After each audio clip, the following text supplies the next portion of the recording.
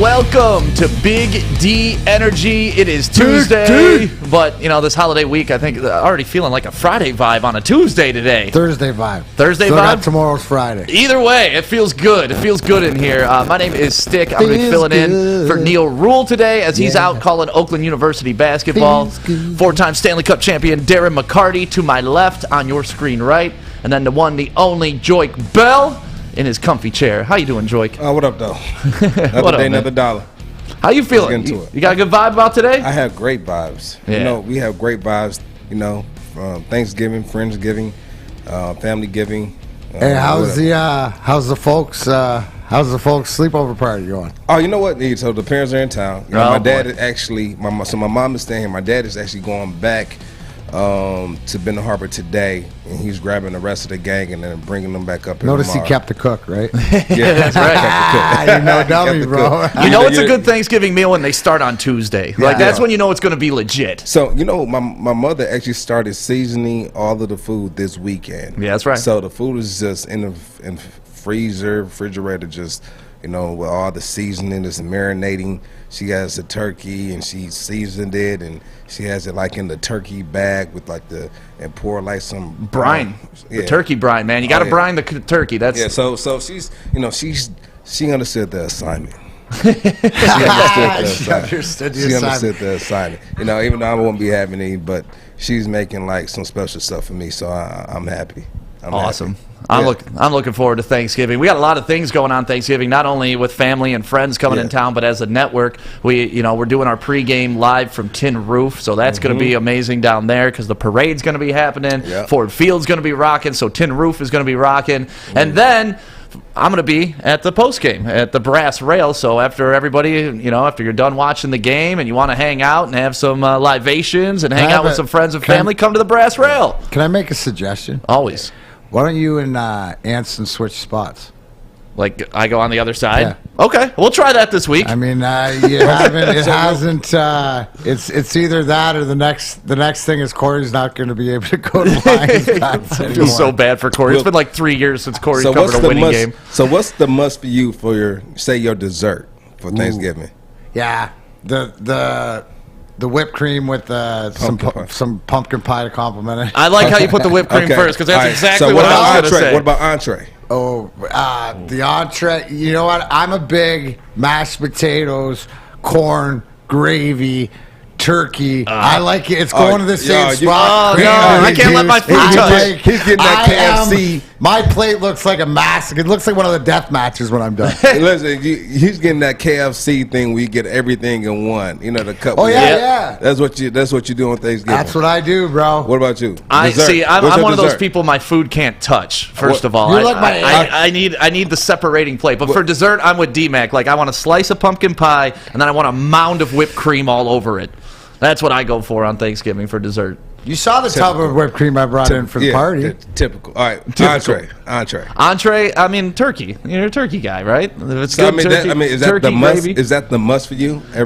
My mom's green bean casserole is where it's at. I love green bean casserole. Okay. I know a lot of people don't, but I love it, especially when my mom makes it right with the fresh green beans and the soup and the onions on top with the crunch. Oh, so good. My aunt used to make this marshmallow Jello something, the cool. Oh man, it was so. It's like a family recipe, but it's got some smorgasbord in it. What about you, JB? All right, so dessert. So we had like this family.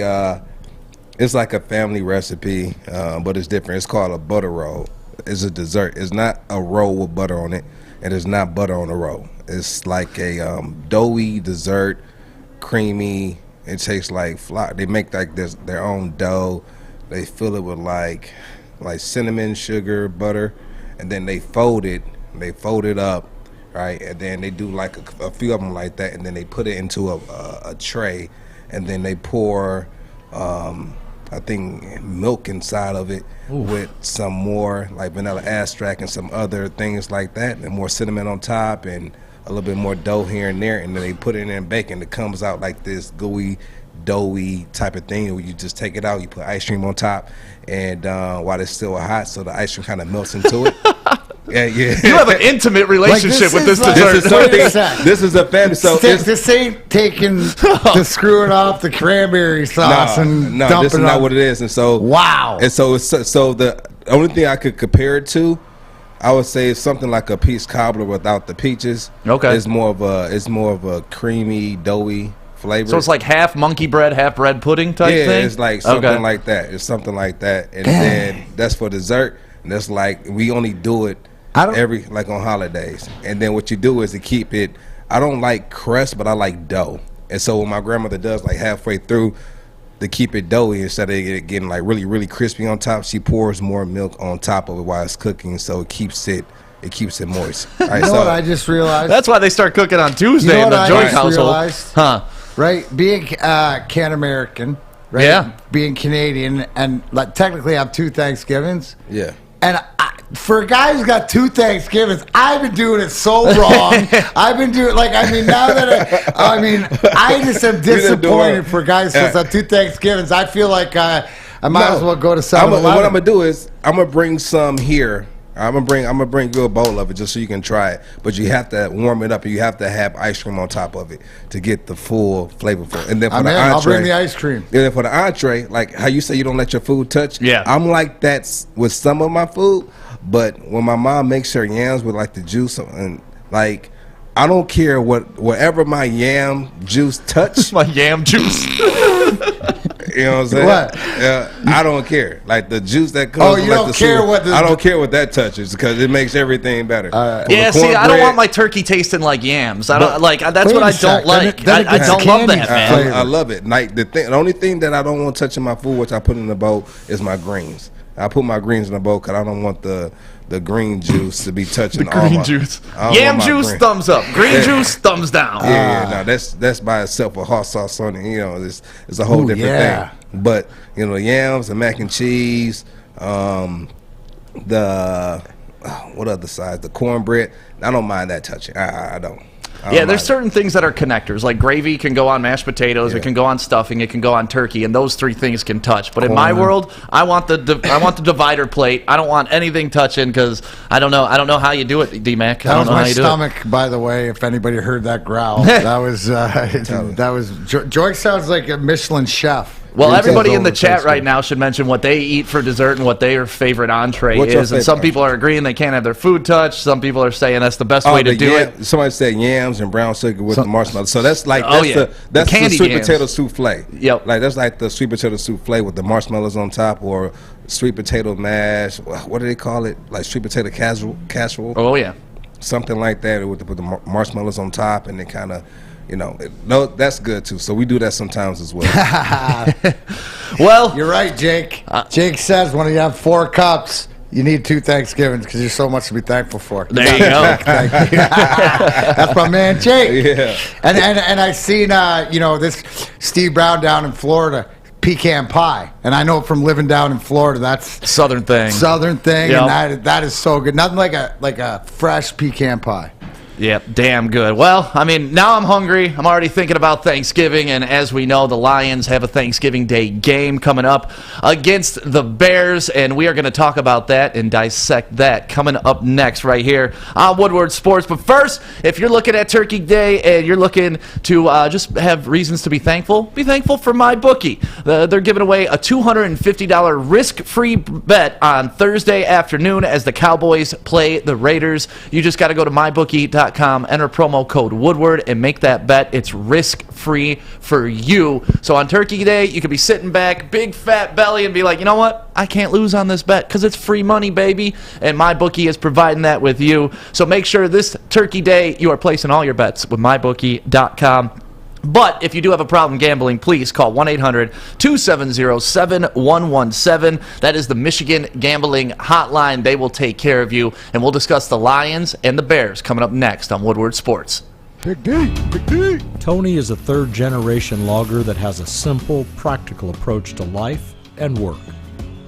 That's why his Coast DX342 knife is perfect for him. The stainless steel blade is rust-resistant and made for all-weather use. And the double roll-lock safety ensures that it will never inadvertently close when he doesn't want it to.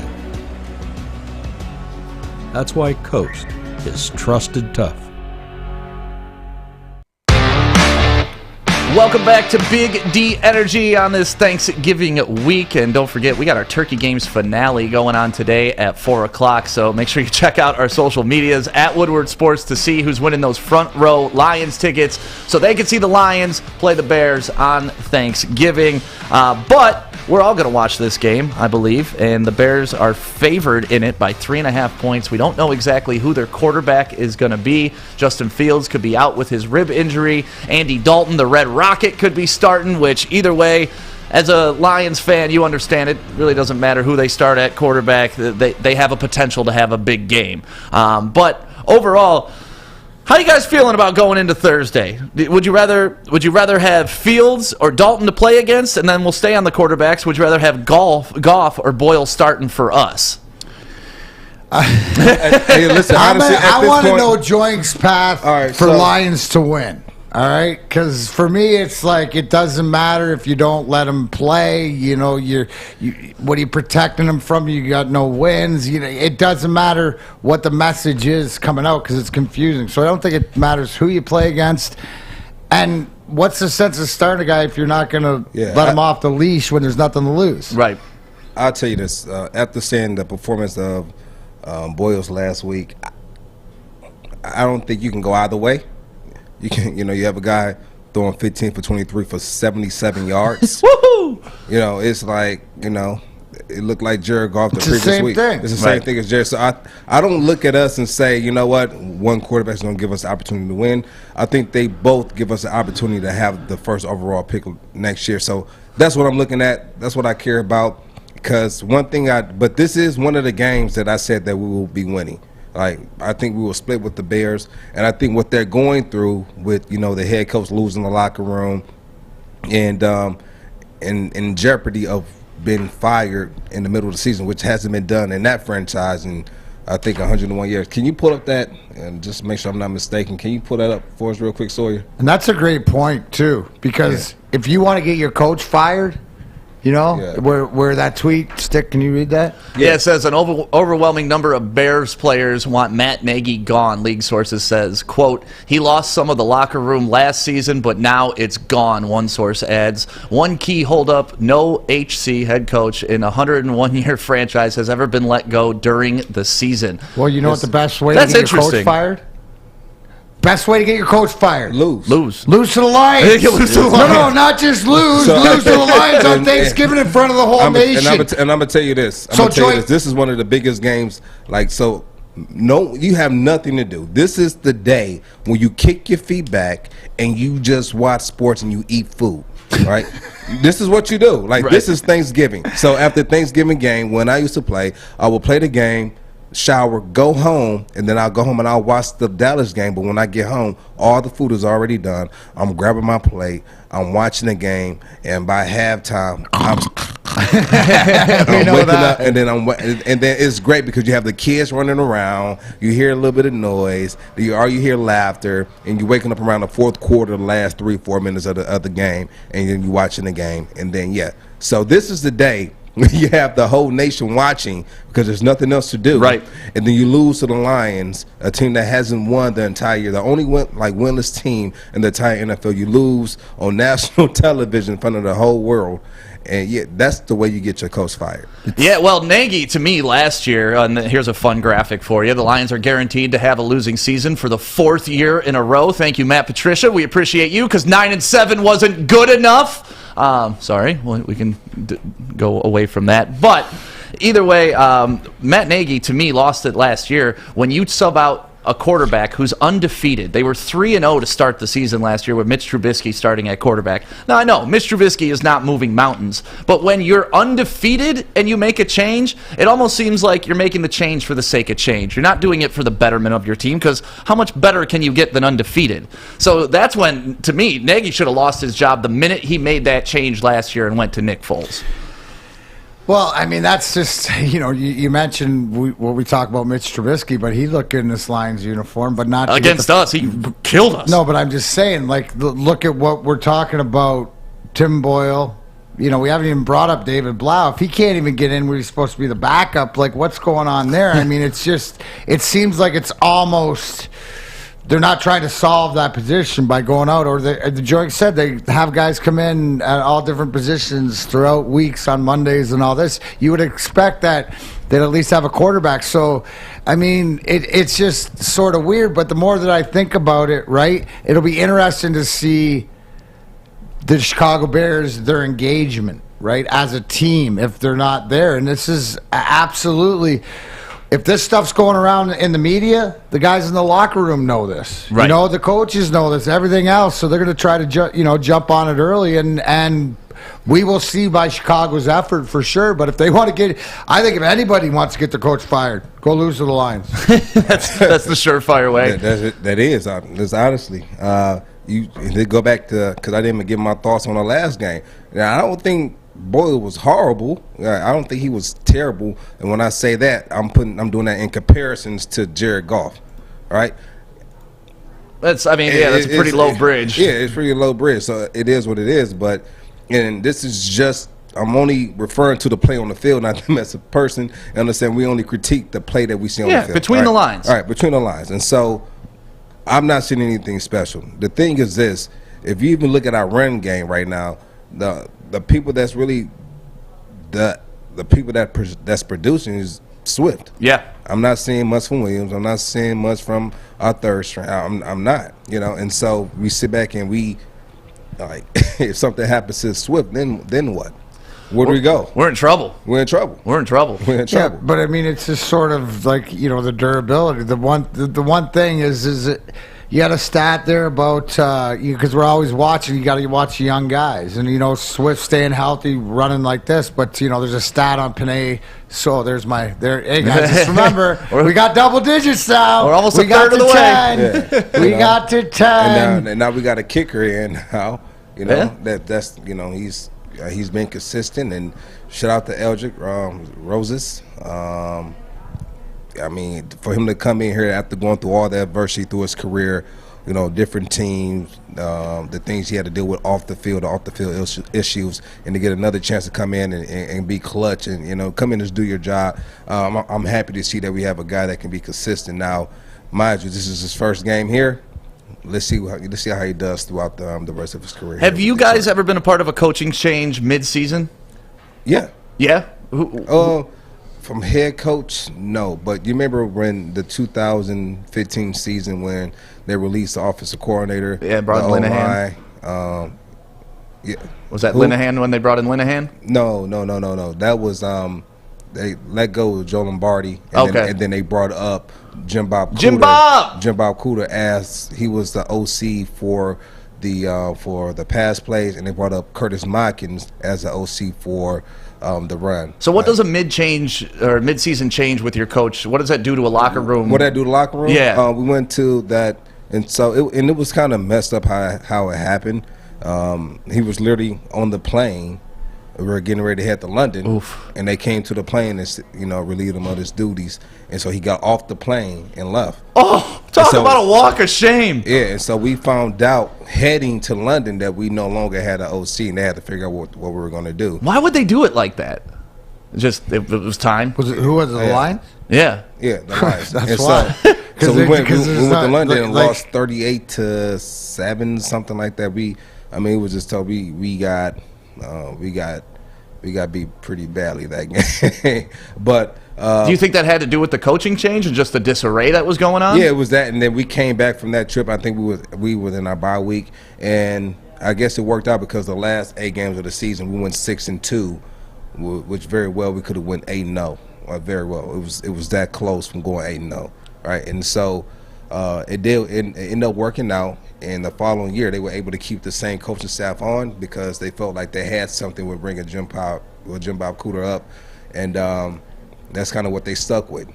Yeah, Jim Bob did a great job coming in that year because that was the year after Calvin left too, right? Because Calvin was there in 15. He was there in 15. Yeah, it was Calvin last year. But they turned Stafford into more of a game manager at that point. Like it was less down the field. That was the following year. Okay, so I got Marvin Jones. I think that's when they got Kenny Galladay. I think that's around the time they got Kenny Galladay, and he started to spread the ball around, and he was just as productive. He had better stats actually once they kind of dialed him back. Yeah, and they did. And so, like, depending on how the locker room takes to the person that they bring in can definitely affect the way they play going in the future. Because, like I said, when we went that 6-2, it wasn't because we were trying to make the playoffs, because we knew we didn't have a shot for the playoffs. We were playing for our coach because we wanted him to be successful, and he wanted us to do well because he wanted us to be successful and get that bag. In the words of Coach Jim Caldwell, I don't want you guys to have success because of me, right? I have enough money to pay a king's ransom. I want you guys to be successful for you because you guys have worked hard. Like, listen, this isn't hard. This right here, this isn't hard.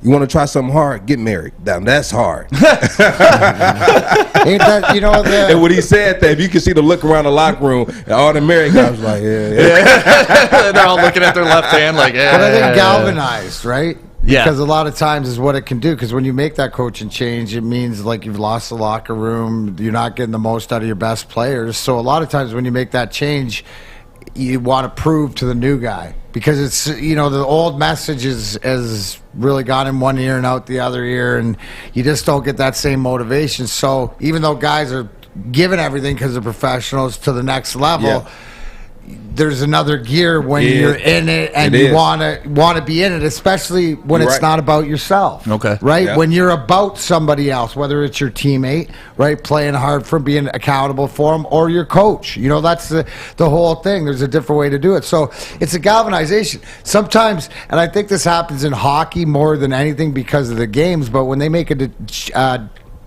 coaching change, and I'm going to use Montreal Canadiens as an example last year, galvanized them to go on a streak where they hired an interim coach. They went to the finals, they lose, and they give them a contract, and then it sort of backfires, injuries and stuff, and now they're struggling and they're wondering, should we have done that? I think that's sometimes it's does the message, can it last, or is it just sort of the honeymoon period? Right. So, but it's a galvanization of being outside of yourself, whether it's playing for a coach, having that message. Because when Coach Caldwell or whatever, that tells you one thing, is that he's being anybody who's real with you, right? That's what you want. When it's eye to eye, it's man to man. He's treating you, then he's saying stuff, and it's like, yeah, man, that's man stuff. He's like treating us like men, like equals, treating us like men. So I'm gonna go out and I'm gonna play like you for a man. Yeah, you know, I agree with what he said, and actually what you said resonated with me, because I never remember this. A coach came to me and said, why do you want to win? Right? Why do you want to win? Like, I want to be the best. He said, that's good. So when you're training in the off season, what's your motivation? Like, I want to win. I want to be the best. He said, there's going to be a time when that's not going to be enough. There's going to be times when you're tired and you want to be the best, won't be enough. You have to figure out something else that's going to motivate you to get over that hump, right? And so it goes to, all right, the man beside you, right? And then it also goes to the name that's on the back of your jersey, as well as the name that's on the front of your jersey. Like, you got the name on the front of your jersey, those are the guys you're fighting with beside you, right? The guys who have that lines on the front of their chest, right? And then you also have the name on your back, which, you know, it represents your legacy, like your children, your family, all these different things. And so for me, that got me over the hump when I'm training in the off season, because the season is hard, it's tough, but the off season, when you're training, you're getting ready for the season, that's the toughest, because you basically, they only see us doing training camp and then a regular season. They don't see all the work we have to put in from March all the way until that following January, February, if you're lucky enough to go to the Super Bowl. Yeah, and I mean, honestly, that's the true measure of a man, no matter what you're in. It's what you do while nobody's looking. Like, it's real easy to put on a show. Champions are made when the lights are off. In the gym, when the lights is off and no one can see you, no one knows what you're doing, right, except for you. That's when champions are made.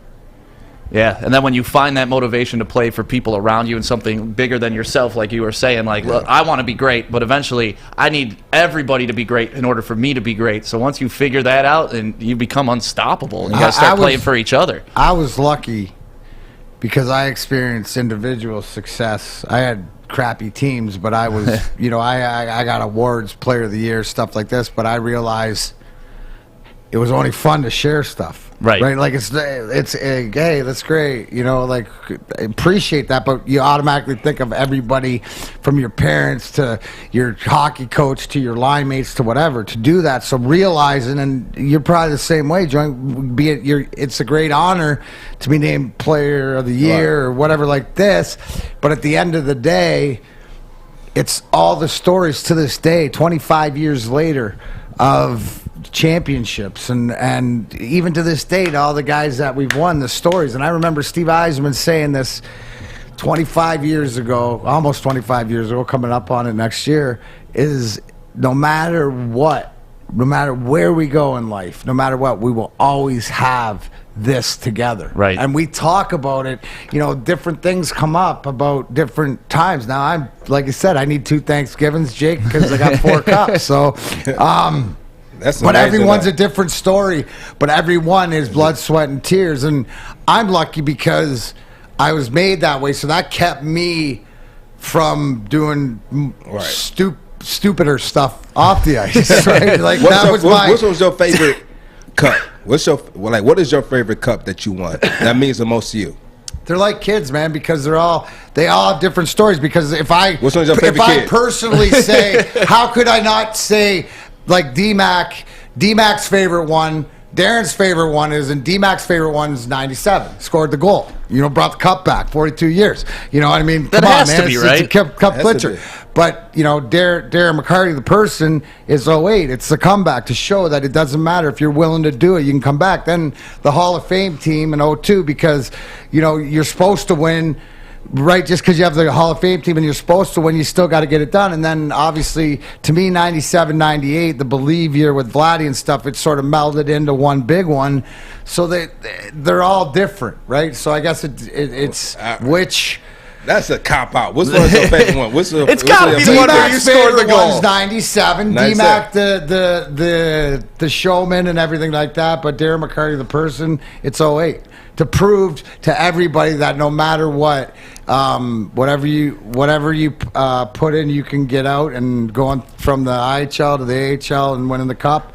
I mean, like, I love it when people tell me that they can't do something, and I'm like, well, what do you mean? You're just not willing to do it. My favorite part about you and your first cup that you won is the story you told me a couple months ago, where it was you and your buddy when you were young talking trash back and forth. No, me and my cousin. Oh, you and your cousin. Okay, yeah. The Maple Leafs are going to win. You're like, no, the Red Wings are going to win a cup first. He's Maple Leaf, you're Red Wings. And then you score the goal to win that bet. That's like, that is so awesome. So to reference it, my cousin Chad and Robbie and I'm the oldest. Chad's 6 months. Robbie's a year younger. But Chad's the Maple Leafs fan through and through. When we were 10 years old, we bet $100, which was like $1 million, right? When you're 10, right? That who would win the cup first, the Leafs or the Wings. And the fact that I scored the winning goal to bring the cup back, I made him pay me $200, right? So the fact is that then we rebet, right? We rebet, and I'm still alive for $100, the Leafs or the Lions. Oh, God. But the worst case, the worst case, I'm up 100 even if I lose. Right.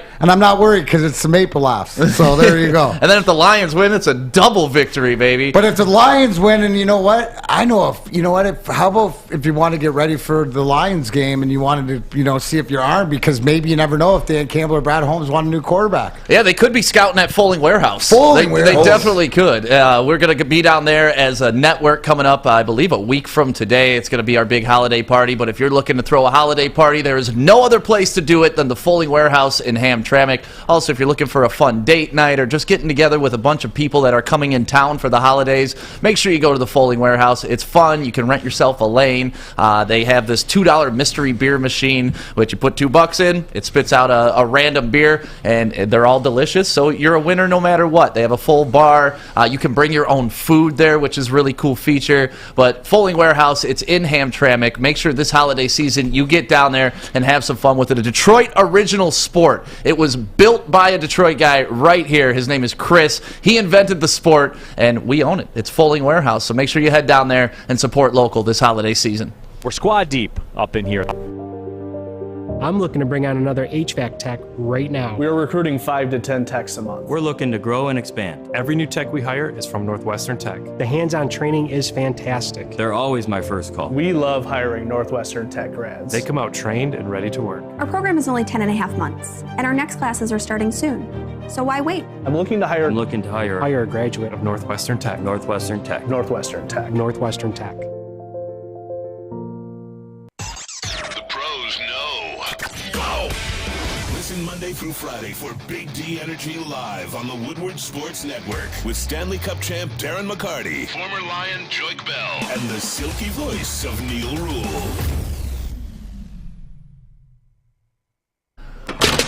Welcome back to Big D Energy on the Woodward Sports Network, as well as the Roar. Make sure you're listening to us and downloading the app as well. That is DMac's Roar. Darren McCarty, Joique Bell is here, Sawyer, and Fish. And Joique, I know that you love watching good running backs. You do your Ballin' with Bell, and we break down great runs. Sometimes you break down some not-so-great runs and great blocking. But there's a guy that's been tearing up the league this year, and he has jumped from good to elite, I'd say, in the last 4 weeks. I'm talking about Jonathan Taylor, the running back for the Indianapolis Colts. Obviously, huge college career at Wisconsin. He's the fastest time, I think, besides Tyreek Hill, getting up to speed. I think he was running 22 miles an hour on one of his breakaway runs over the course of this year. He catches the football. He's a power runner. Lions had an opportunity to draft him. We went with Swift, which I don't think anybody's too upset with. No, we're not. I will put Swift on the same level as Jonathan Taylor if we had more weapons. Right? Okay. If we had more weapons. I mean, he's a lead in the passing game. He's a lead in the run game. The only thing that people will question is his durability, which he's been staying durable in throughout this season. And so that was the only downfall on the only thing that we questioned with Swift. His talent on the field, his production, we're not questioning that. Like, you look at this past game, he played well. He played well. He was averaging 6 point something yards a carry, 14 carries for 136. Yeah, he's the only running back with over 500 yards rushing and 400 yards receiving. We're talking about Swift, but here's Jonathan Taylor just being a beast. And that's the thing, and Jonathan Taylor, I like this kid, but I really like him. Young guy, and if you look, the coach Jim said that he might be the best running back in the league. And what I said to that, probably be the best back in the league. And I would say that right now, but one thing I don't want to do is disrespect Derrick Henry. No. But you look at numbers, even his numbers are, if you look at just stats, his stats are actually better than Derrick Henry as far as, yard per carry. He has 100-some plus yards more than Derrick Henry right now with still less carries. I think 26 less carries than Derrick Henry. But if you look at how defensive play against Derrick Henry versus how they play against Jonathan Taylor, that's two different things, right? Like, Derrick Henry has a target on his back, right? And when he has that target on his back, defense is going to play against you differently. Right. They're going to put more guys in the box because you are a run-first offense. Right? You are run-first. The coaches, that's not a run-first offense. Like, they're in the spread offense. If you look right here, and hit play for me real quick, I want you guys to see if you can go to a spread. If you go to a spread for me real quick. This is just Derrick Henry being a beast on the goal line, muscling everybody. And the way that they play Derrick Henry on the goal line versus how they play Jonathan Taylor on the goal line shows you how much fear they put, like Derrick Henry puts into these guys. You have a 250, 60-pounder who is just as fast as every other back. Look at that. Who's stopping that? Nobody. Who is stopping that going up the middle? I guarantee you, this time of year, right? Playing outside, right? Playing outside. You're playing in Chicago. You're playing in Green Bay. You're playing in Buffalo. You're playing in New York. You're playing in these places that it gets cold. It snows. No one. You can talk to any defensive player, especially a DB. If they see a running back like Derrick Henry versus a running back like Jonathan, if they had to choose between the two, coming up the middle, going 100 miles per hour, full speed, who do they want to hit? No one wants to see Derrick. Even some linebackers don't want to see Derrick Henry. That hurts. I had a guy when I did the Balling with Bill segment, and I broke down Derrick Henry runs. Now we talked about it being cold outside, and I said, I was born in it. Bane. When we talked about that, I had a DB text me that same day and said, listen, if I even saw you coming through the middle, I'm not trying to hit you coming. No, not when it's cold outside. Yeah, those are business decisions, Business decisions. I'm diving at your feet, and then they can say what they want to say to me when we watch film on Monday. Say what they want to say to me.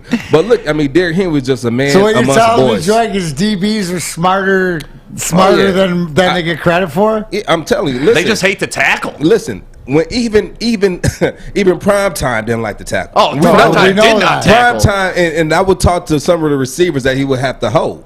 Herman Moore being one of them. And he would give me the stories of what Deion Sanders would be saying to him before the play. Hey, Herman. And he's coming up to him to kind of check him before the play. Hey, is this a run play? Hey, just run me off. Just run me off, man.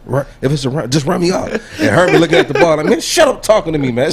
And Herman would just run him off. That's the best. I could see Deion doing that, too. Like, hey, man, we both taking this play off? Okay, cool. Let's both take this play off. Cool. Like, my question to you, Joique, about Jonathan Taylor, though, it's like we see, because they're more of the spread offense, but he's like DeAndre Swift. He's just so dangerous prolific. Out of the backfield. He is. Yeah. And so what makes, is it just because, would you consider him like the all-aroround back? We heard about how fast he is. He is all-around back, because the thing, what makes him all-around is that you can use him in the passing game. Right. And he's effective but with the run. But he's not, like, we watched Derrick Henry run, and we know he's a large man. Jonathan Taylor, we know from his stats, but he's not a huge guy, but he runs like a big guy. I want you to understand. He runs upright, which makes him big. The thing that I want to, because one thing I want to look at their production and then their utilization. Like, how much is the team using them?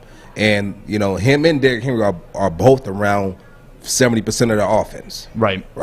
But the Titans, they have more offensive plays than the Colts. So, obviously, Derrick Henry is going to have more plays, right? He's going to have more plays. But the way that defenses are and the way DC's playing against Derrick Henry is not the same as they plan against a Jonathan Taylor. Now, he's prolific. He's probably the best in his class, one of the best in the NFL right now. But still, at this point in juncture, since Derrick Henry's out, I will put him as the best back in the league right now. But a healthy Derrick Henry, I can't put him above a Derrick Henry. He's got 193 rushing attempts on the season for 1,122 yards, 32 receptions for 322 yards, so, about 10 yards a reception. Then you go to Derrick Henry, 219 carries, and he hasn't even played the last 3 games. So if he was playing the last 3 games, he'd already be up around 300 carries for the season, and he's got 937 yards, only 18 receptions for 154 yards. So that's where the playing field kind of goes towards Jonathan Taylor for a little bit more of a complex running back. But yeah, he's been amazing to watch. And to your point about that type of running back traveling to cold weather, like look what he did to the Bills this weekend. Indianapolis is a dome team. They play in comfy weather, but for them to go to Buffalo and just score 5 touchdowns with Jonathan Taylor just shows that this is gonna travel. Plus, let's give credit where credit's due. Last year they had a top 5 offensive line. This year that offensive line is still doing what they did. They put in work. That Indy offensive line is no joke. I think that's a great offensive line to look at ours and say, who do you want to become? Yes. Quentin Nelson. We got our Quentin. You got to do comparables. Yes. Quentin Nelson's our center. He's your Pro Bowl guy. We got Ragnow. He's hurt right now. Whatever. We got Decker. You look at Sewell. The way that he's come along. There he is. 174 pass blocking snaps. What is it, 15? 5 pressures and 0 sacks allowed for Penei Sewell since he's moved to right tackle, I believe. Yeah, and I tell you this right now. From the time that Penei Sewell and Taylor Decker has come back, you have seen a immediate impact on the way that we run the ball, whether we're passing, I think our passing has nothing to do with the O-line. I think it has everything to do with our receiving core and then how long the QB is holding on to the ball. But you would think our passing would be able to pick up with our running game because now we can do some play action that goes to show stuff. you got no guy back there that can distribute the ball. But Goff coming into this season was the #1 quarterback off play action. So now that we have a running game, hopefully that can trigger him to get a little bit better. The reason that it should, it should like.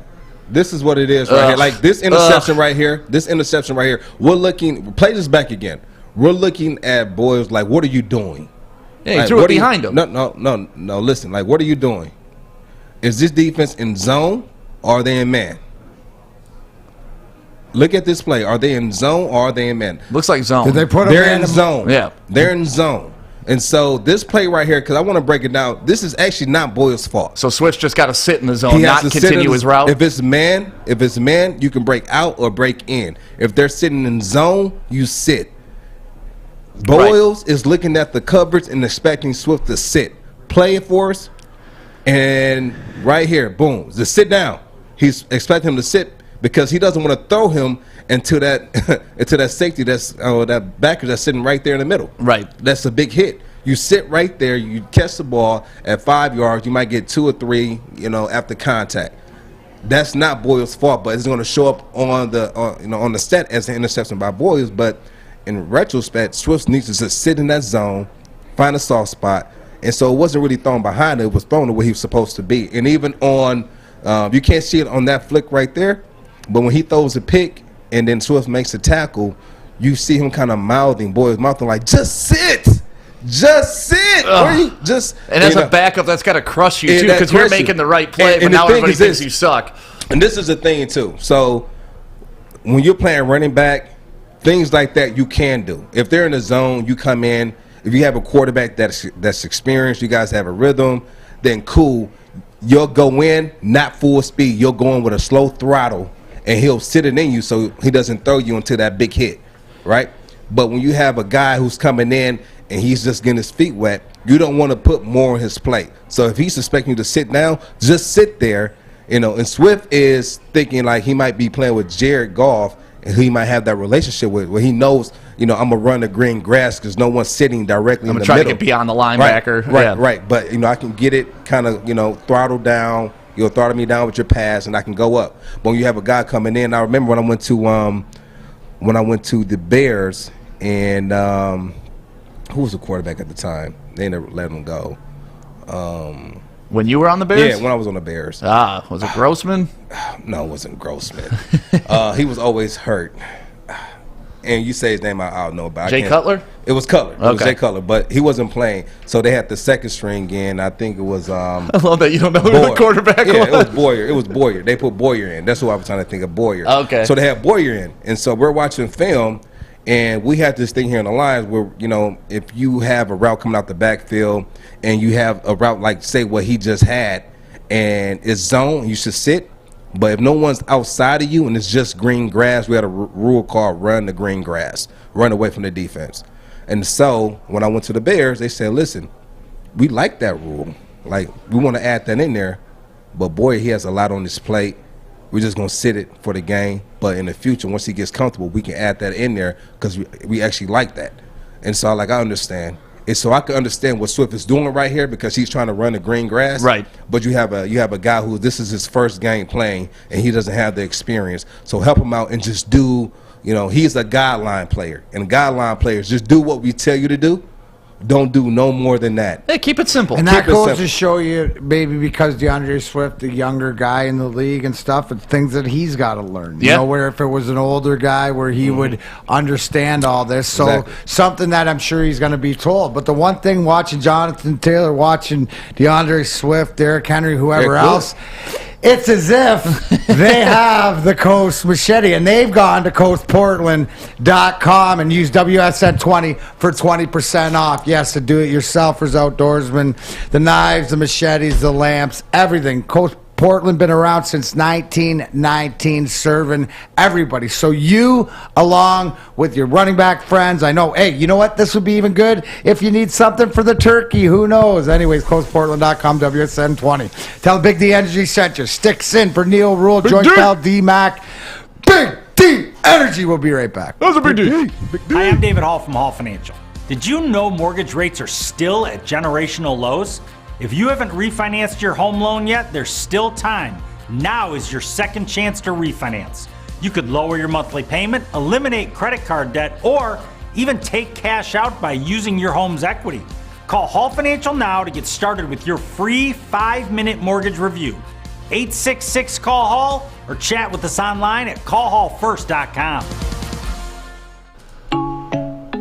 Welcome back. It is Big D Energy on the Woodward Sports Network as well as The Roar. Thank you guys for listening. Make sure you download the app. It's available for Google and Apple Play stores. My name is Stick. I'm filling in for Neil Rule. We have DMac on the desk, Joique in the chair, and then, of course, we have Sawyer and Fish making sure we sound good and look good.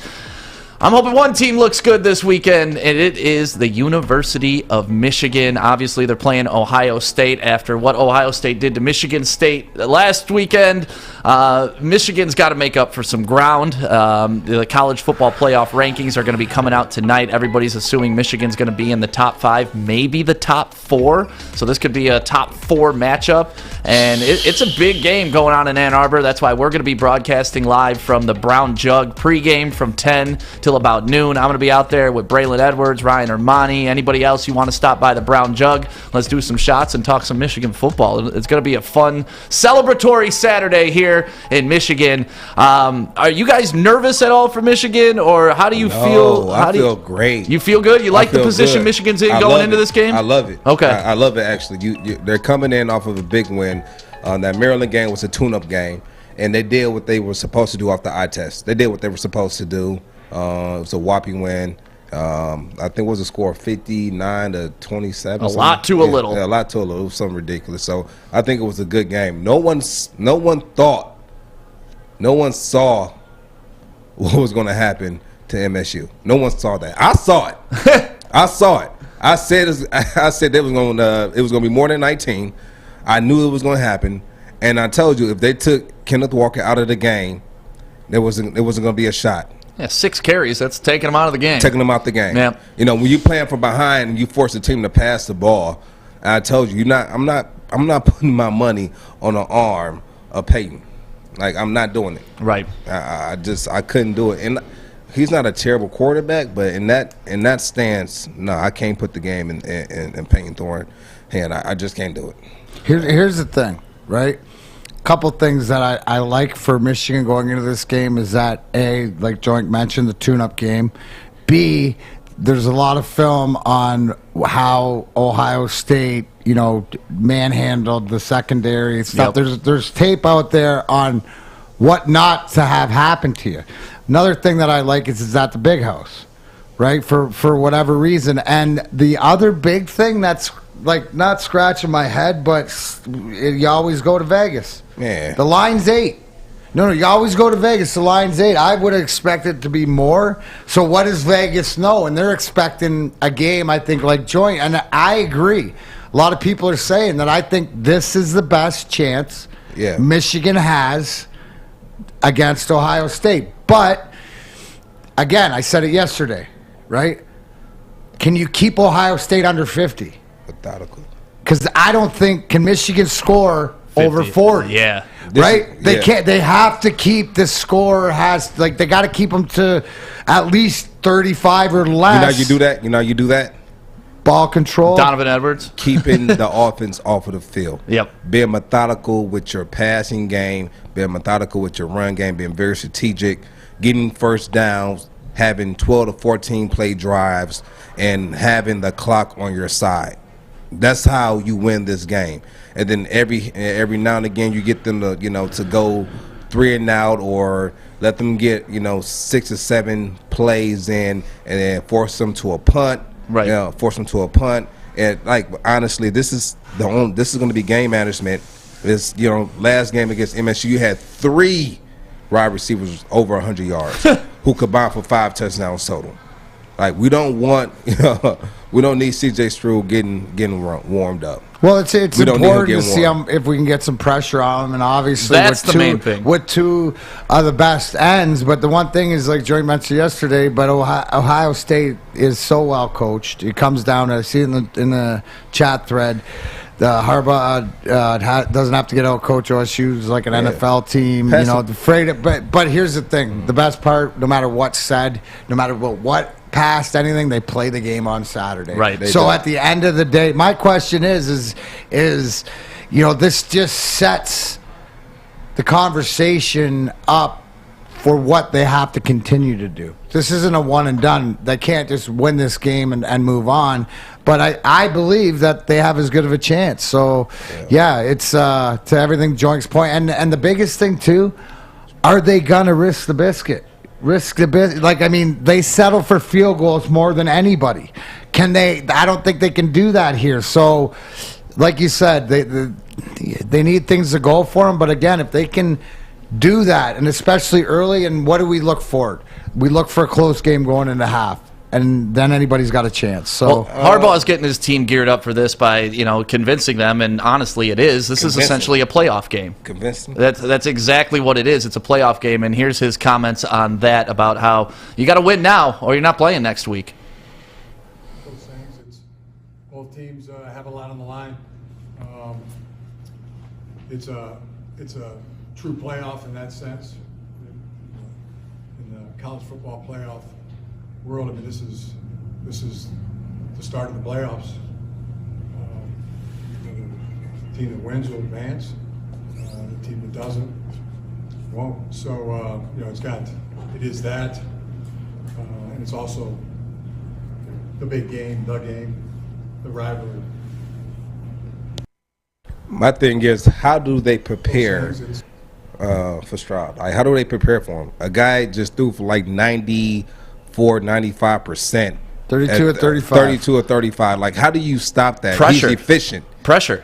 That's it. I mean, you've seen it with even the most elite quarterbacks in the NFL. You've seen it with Tom Brady. Why did he lose those 2 Super Bowls to the Giants? Pressure. You saw it with Patrick Mahomes last year in the Super Bowl. Why did they lose to the Bucs? Patrick Mahomes was running for his damn life, and it affected him through the first 6 games of this season. Yeah. So Hutchinson and Ojabo have to have nonstop pressure on Stroud, and that's how you're going to protect your DBs. That's how you're going to protect your safeties. So if I'm Harbaugh, I'm blitzing almost every play, and I'm making sure those 2 bookend defensive ends are getting after the quarterback, and I'm telling them, hey, the game's on you guys. If you guys don't dominate, we have no chance.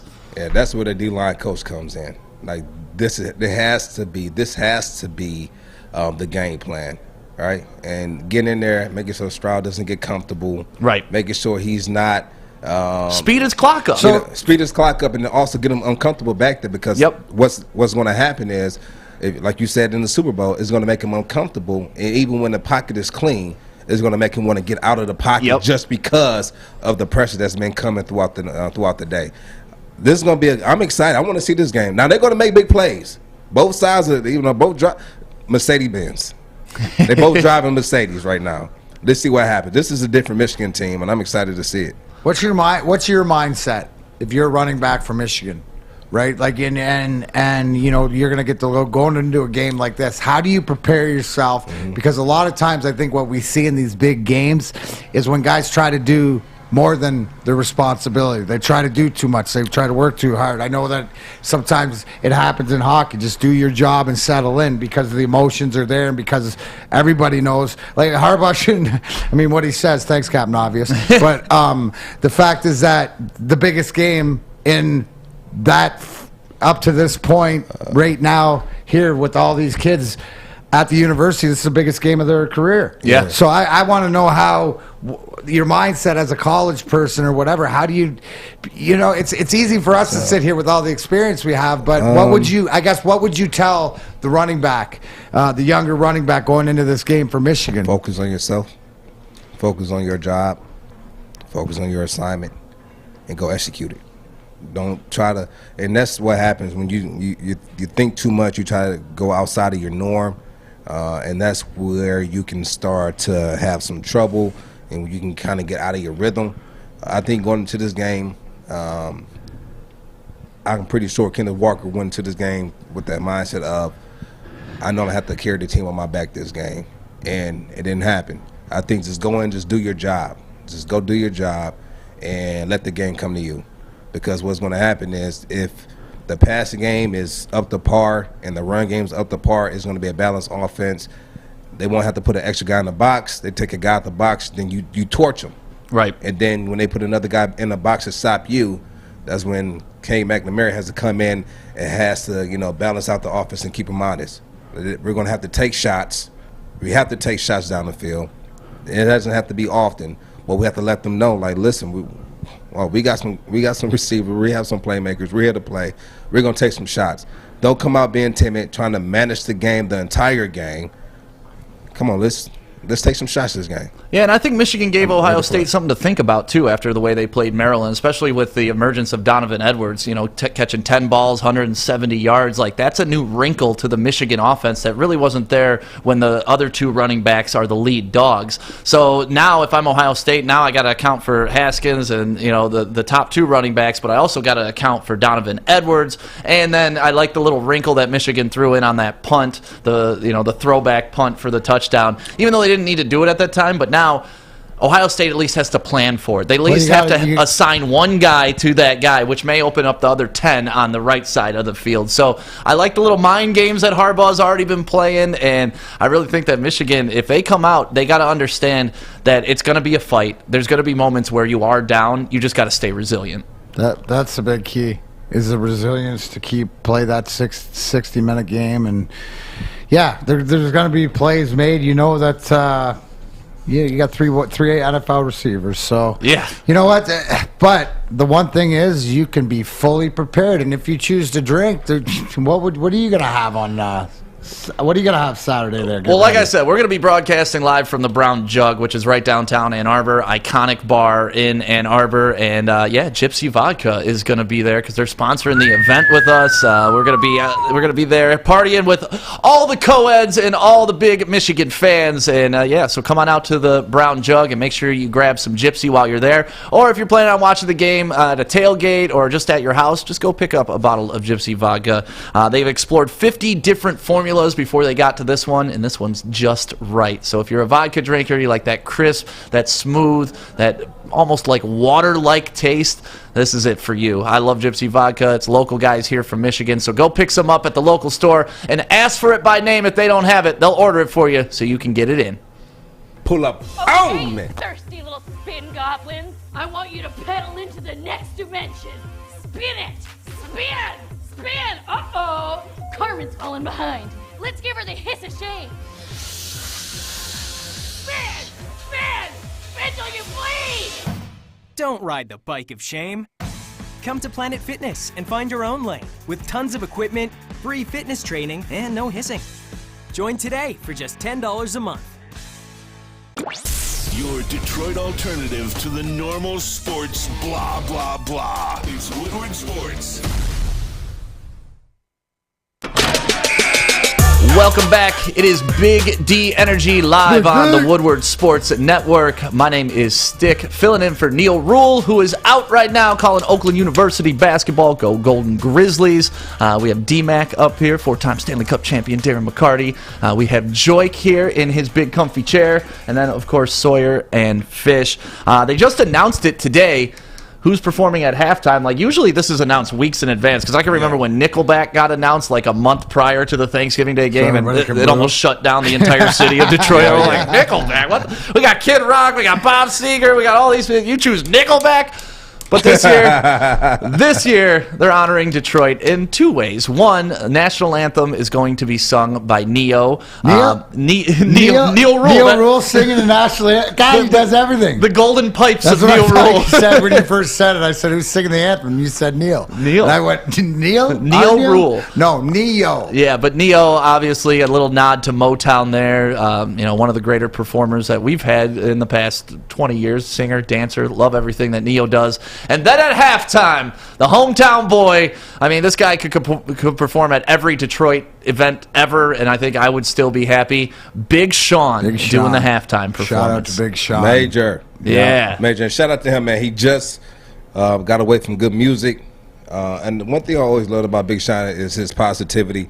With that Detroit 2, he took a lot of local artists who are mainstream and guys who might not have, a good relationship, and he brought them all together for the betterment of just doing this project and showing kind of the rest of the country or the world like this, regardless of the situation, us all come together, we can do way more together than what we can do feuding with one another. Right. And that's one thing I love that he kind of puts out there into the world with his messages and just his music overall, just always positivity and bringing people together. So I'm happy that he was able to, he's now on his own, has his own, I don't know if his own record label, but has his own brand now where he has other artists under him. And he just dropped his first one. I think it was 6 songs with 20 minutes with Hitman or Hit Boy. And so, it's dope, man. I'm proud of him. I think that's the big, key that you brought up is that, we are Detroit versus everybody, but we're also, too, I'm proud of this city and the people in this city because we're a place to look to of how things are done and how we don't conform to the BS of what it's supposed to be. It's about compassion for people and led by the leaders like Big Sean and through the music and different things like that. So shout out to Detroit. So I got a story about Big Sean to speak to how much of a great human he is. Obviously, before I started working here at Woodward Sports, I did Top 40 radio here in Detroit for several years. Stick and Top 40. Yeah, it's Stick at Night, baby. Hot girl check-in. What's up? But I was on 93.1 DRQ. I was on Channel 955 for a long time. I helped out program JLB and whatnot. So I got to know Sean pretty well. I've interviewed him at least 5 times, and we're casual and we're not friends by any stretch of the imagination. But his tour DJ is named DJ Mo Beats. Mo Beats. Mo Beats is the man. One of the greatest humans you'll ever meet in your life. But I asked them, I was like, how'd you two hook up? How'd you two link up? And Big Sean started telling me the story. Like before Sean was ever on, he was still trying to copy, the Detroit mixtape, taking it to DJs in the club and have them try to play it just to get the crowd reaction, see what's working, see what's not working. And so many DJs think they're way up here when they're on the when they're on the 1s and 2s and they don't mess with you and stuff like that. Well, Mo Beats started playing some of his records in the club, and Sean told him, he was like, listen, man, if I ever get signed or anything, I'm taking you with me. The day Sean got signed, he walked in that same club and took Mo Beats with him, and they've been on a world tour ever since then. And that just shows me what kind of human he is, because you could say a lot of things when you're not on, like, hey, man, once I get there, it's all of us. But then a lot of people get there and forget the people that helped them. Big Sean didn't forget, and that to me that exemplifies not only the city of Detroit, but what he's all about. What he's all about. Absolutely. Man. Coming back, building a brand new studio back in the neighborhood. I think it might have been where he grew up or where he has ties to. Built a brand new studio where kids can go in there and they can learn how to make music, how to produce, things like that. I don't know. It was just this past summer he put on like this big kickball event, this big community event with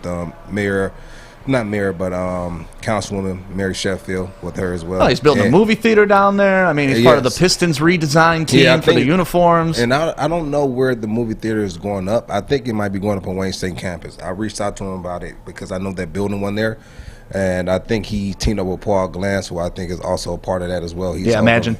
Shout out to Paul. Shout out to Paul. And I think they are one of the groups that got selected to do something on Wayne State campus. So I'm happy for those guys, and man, like I said, he's doing a lot of major things and even things that we don't know about. And that's why, when you look at how positive he is, and you look at some of the people who kind of, helped him along the way, like say what Kanye said, that signing Big Sean was like one of the worst things he ever did.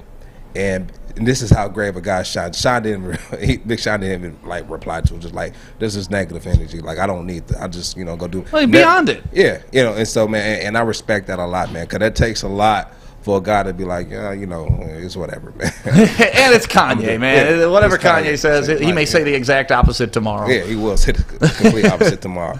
But at the end of the day, man, I'm happy for him. Definitely a hometown hero, man. Keep doing your thing, Big Sean. Yeah, looking forward to halftime at the Lions Thanksgiving Day. Like we said, Neo will be singing the national anthem. Do you think Neo is going to sing a longer national anthem than Aretha Franklin did that one year? She was pushing 5 minutes, baby. Yeah. I always like that one for the Super Bowl. What's the time of the time of possession? Yeah. Remember that meme? The time of the over under on the length of how long this. But the year Aretha Franklin did that, there was a meme at halftime, and it was time of possession. It was Lions like 5 minutes in this, whoever they were playing 10 minutes. Aretha Franklin 5 minutes. Like she tore up that national anthem. Do you remember that, Joique? I do not remember. Oh, dude, what year was this? God, I want to say like 5-6 years ago. So I was there. Yeah, so you were probably there. So it was 6 years ago. It was 15 I was there. Was it 16? I'll look it up during the break, but yeah, Aretha Franklin, she definitely sang along the national anthem. Shout out to Aretha Franklin, man. Shout out to her. So suspensions came out yesterday with the LeBron Isaiah Stewart incident, and we're going to talk about all those suspensions. I thought we were saving that because we got some stuff to talk about. Yeah, we want to talk about this and break it down next right here on Woodward Sports. Have I told you about Northwestern Tech? Start a new career in an industry that is always essential, the heating and cooling industry. Learn more today. Go to northwesterntech.edu because, like I said before, the OPP loans are running out. You need some more money. Go learn something new. Start it there at Northwestern Tech. Big D Energy. Big D! Big D! Fellas, football season is here. It's time to make your grooming experience easy like Sunday morning. Get to Lady Jane's Haircuts for Men. Walk in, relax, watch your favorite team play, and before you know it, your hair will be game ready. Get to Lady Jane's, open 10 to 8, 7 days a week. Walk in anytime. It's wicked awesome. Make sure you download the Woodward Sports app in the App Store and the Google Play Store today. Take Woodward Sports with you wherever you go and listen live on your phone or mobile device.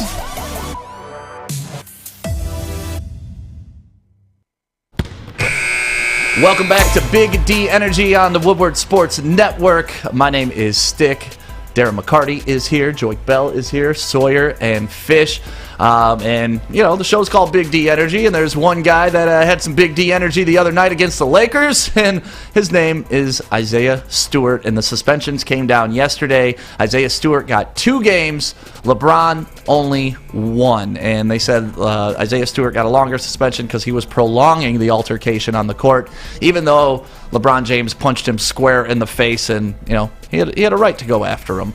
But regardless, here we are. They're both going to be back for the game against each other, which I'm looking forward to. I believe it's not this Sunday, but next Sunday. Oh, yeah. So I was kind of afraid that they were going to cancel the game on that, but here's a look at it. Isaiah Stewart getting an elbow/fist to the face, and I guess LeBron tried to get his number after the game to call him and try to talk about it, but Isaiah Stewart just wasn't having it. Beef stew. I love this. Like, this is basketball. This is Detroit Motown Bad Boys basketball. I would say this. All right. What escalated it even more was when people started grabbing him. Right? If he wanted to hit LeBron, he could have hit him immediately as soon as he walked up. And not the grabbing and talking.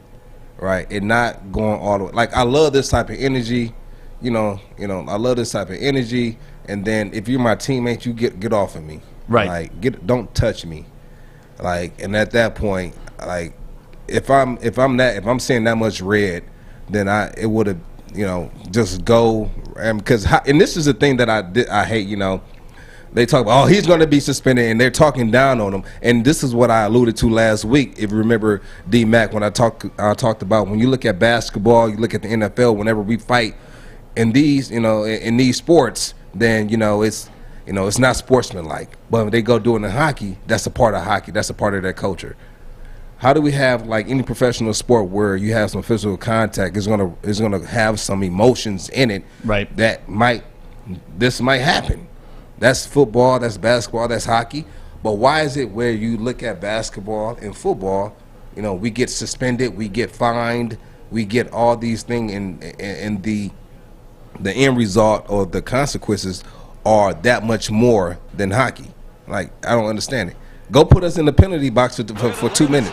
Benches for 2 minutes of the game. I would love that for basketball. A penalty box, that'd be amazing. Yeah, look at this. This is a part of hockey, though. Yeah. Why can't you do this in basketball? But the difference is both men square up here. In basketball, you rarely have 2 men willing to square up. Oh, they was rare. My question is, what happens if it was the other way around? Because the suspension gets to go 2-1. If that's Isaiah Stewart elbowing LeBron like that, he gets 4 or 5 games. I thought Stewart was going to get like 10 for what he did. Like I thought they were going to get him. I hope nothing happened. Right. You know, nothing. just That's why they only gave him 2 and- games, because he didn't do anything to anybody. I mean, the way he was knocking over just don't normal matter. That sized was his dudes, people. that was crazy. He was I like, said, you know what, and they also talked about I heard Terry Foster take on when he ran through everybody. When he saw DeAndre Jordan, he stopped. That is what happened. And, I mean, can we sit here and say that's what happened? Because it was the same amount of guys that was grabbing him right there was the same amount of guys that was trying to grab him as soon as he took off, and he ran through all. Do you know how hard it is to fight through, like, I think I do. guys you don't want to hurt? Right? Your own teammates where you're trying to get to somebody. Hey, that get out the tires way. you out. So think about if you replay that, and I'm going to go from a mentality of snapping, and then I'm trying to get through. These are my... I'm tired at the end. Whether it is or it's not, to me, it's not just the Jordan. It's the fact that everybody's there, and No, you know this what is I'm the saying? thing. Like, yeah. Look at this. Look at this. He should have. This is the issue. This what is the Isaiah issue. should have done is when after he got hit, he should have turned around and punched LeBron back. Yeah. And then that's it. That's what some people think. Like That- LeBron said something in that exchange to take him off the edge. Yeah, he like did. it No, wasn't he did. just the hit. Yeah, it was what- when they went face to face. he LeBron said- must have said something about his No. mom or something. Said something about his mom. No, I'm just. He must have said something to trigger that. No. What happened was when Brown grabbed him and started to apologize immediately, and Isaiah probably was like, "Nah, F that." Like you know what you did. And then by the time they gave that exchange is when everybody grabbed Isaiah. Like, why didn't no one grab LeBron? Like, everyone grabbed Isaiah, and that's what kind of sparked it more, right? Now, if Isaiah would have been smart about it, he would have just let it go, got stitched up, and then got back in the game and got even. Yeah. You know, and just got even back in the game. But instead, you got ejected, and then, I mean, that's, a vet move, and he's still a young player. Like, okay, cool, you got me now. Watch this. And then if you don't care, you see red, when you get in the game, go after him. Like, that's what you do. That way, it can be a flagrant foul, and whatever. You just get suspended for the rest of that game. You come back, Right.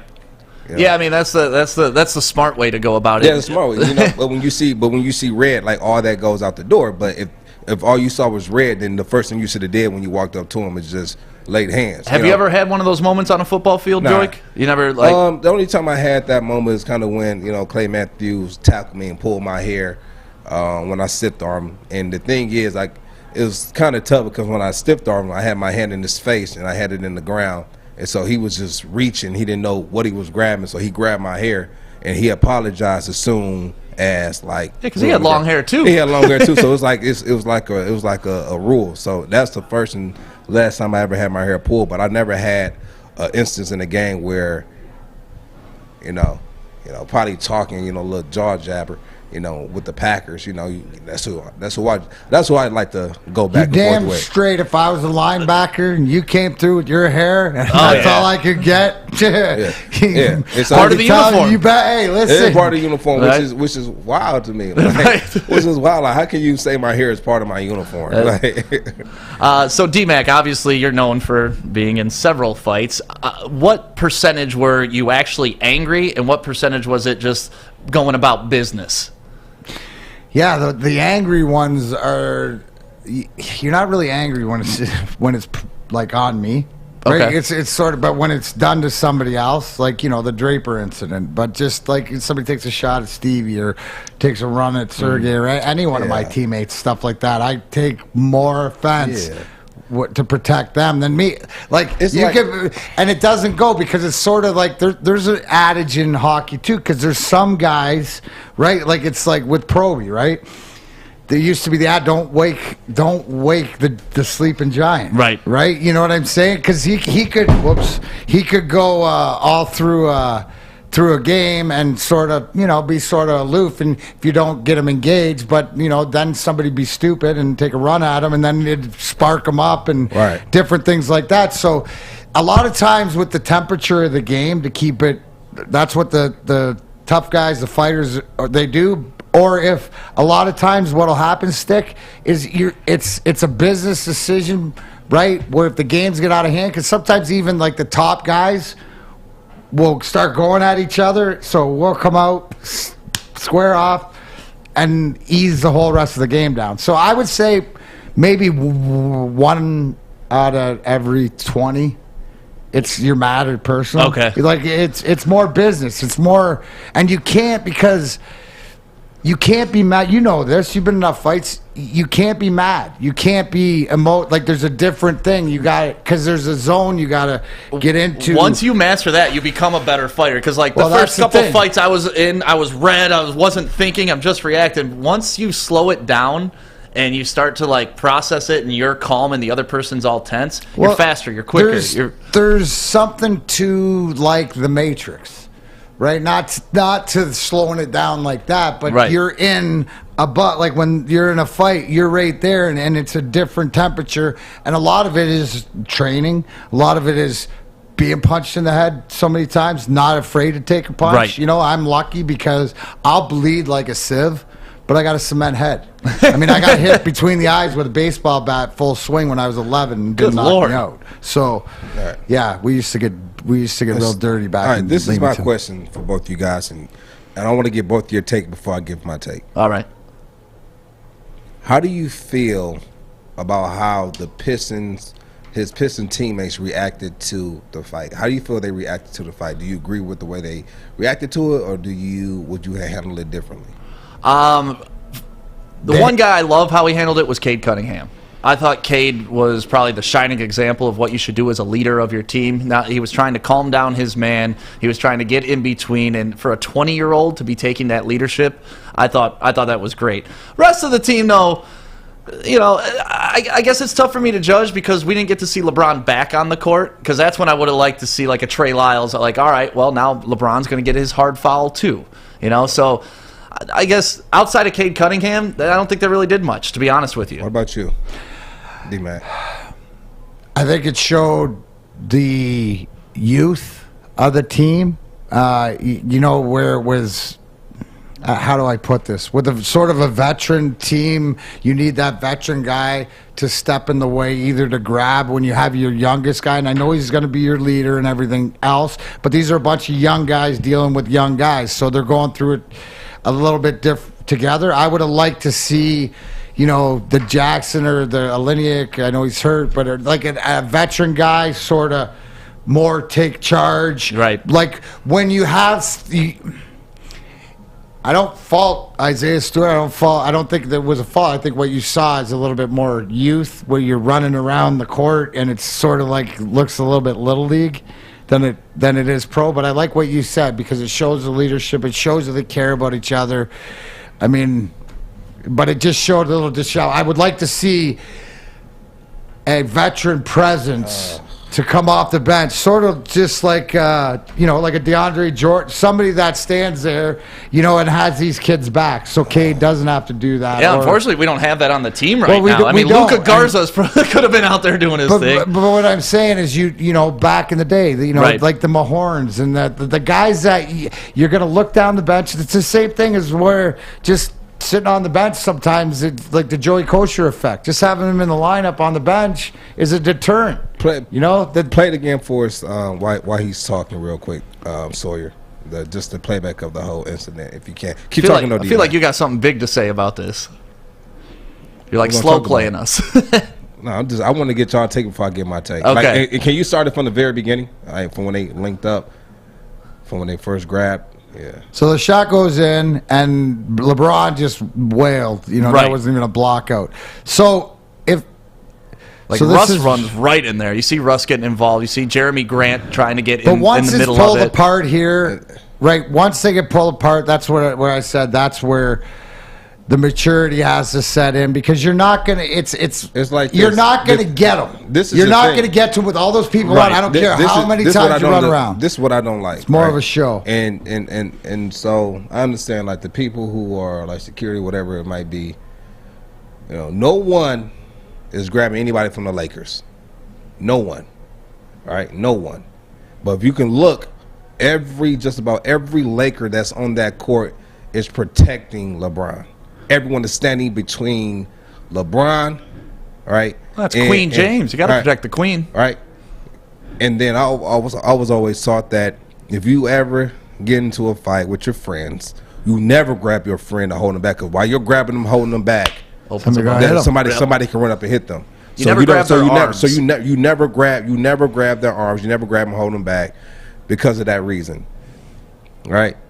And if you watch some of the videos where they talk about Isaiah, like beef stew, and you hear Carmelo Anthony saying he ain't coming this way. When he ain't coming this way, and like you don't see none of. I didn't see. I'm not saying it didn't happen. I didn't see any of that with his teammates. I didn't see, like with the Pistons teammates. I didn't see them trying to get to LeBron, and you see Russell Westbrook, you see DeAndre Jordan, you see Carmelo Anthony, you see these guys stepping up and running in front and making sure nothing happens, but you don't see anyone trying to protect.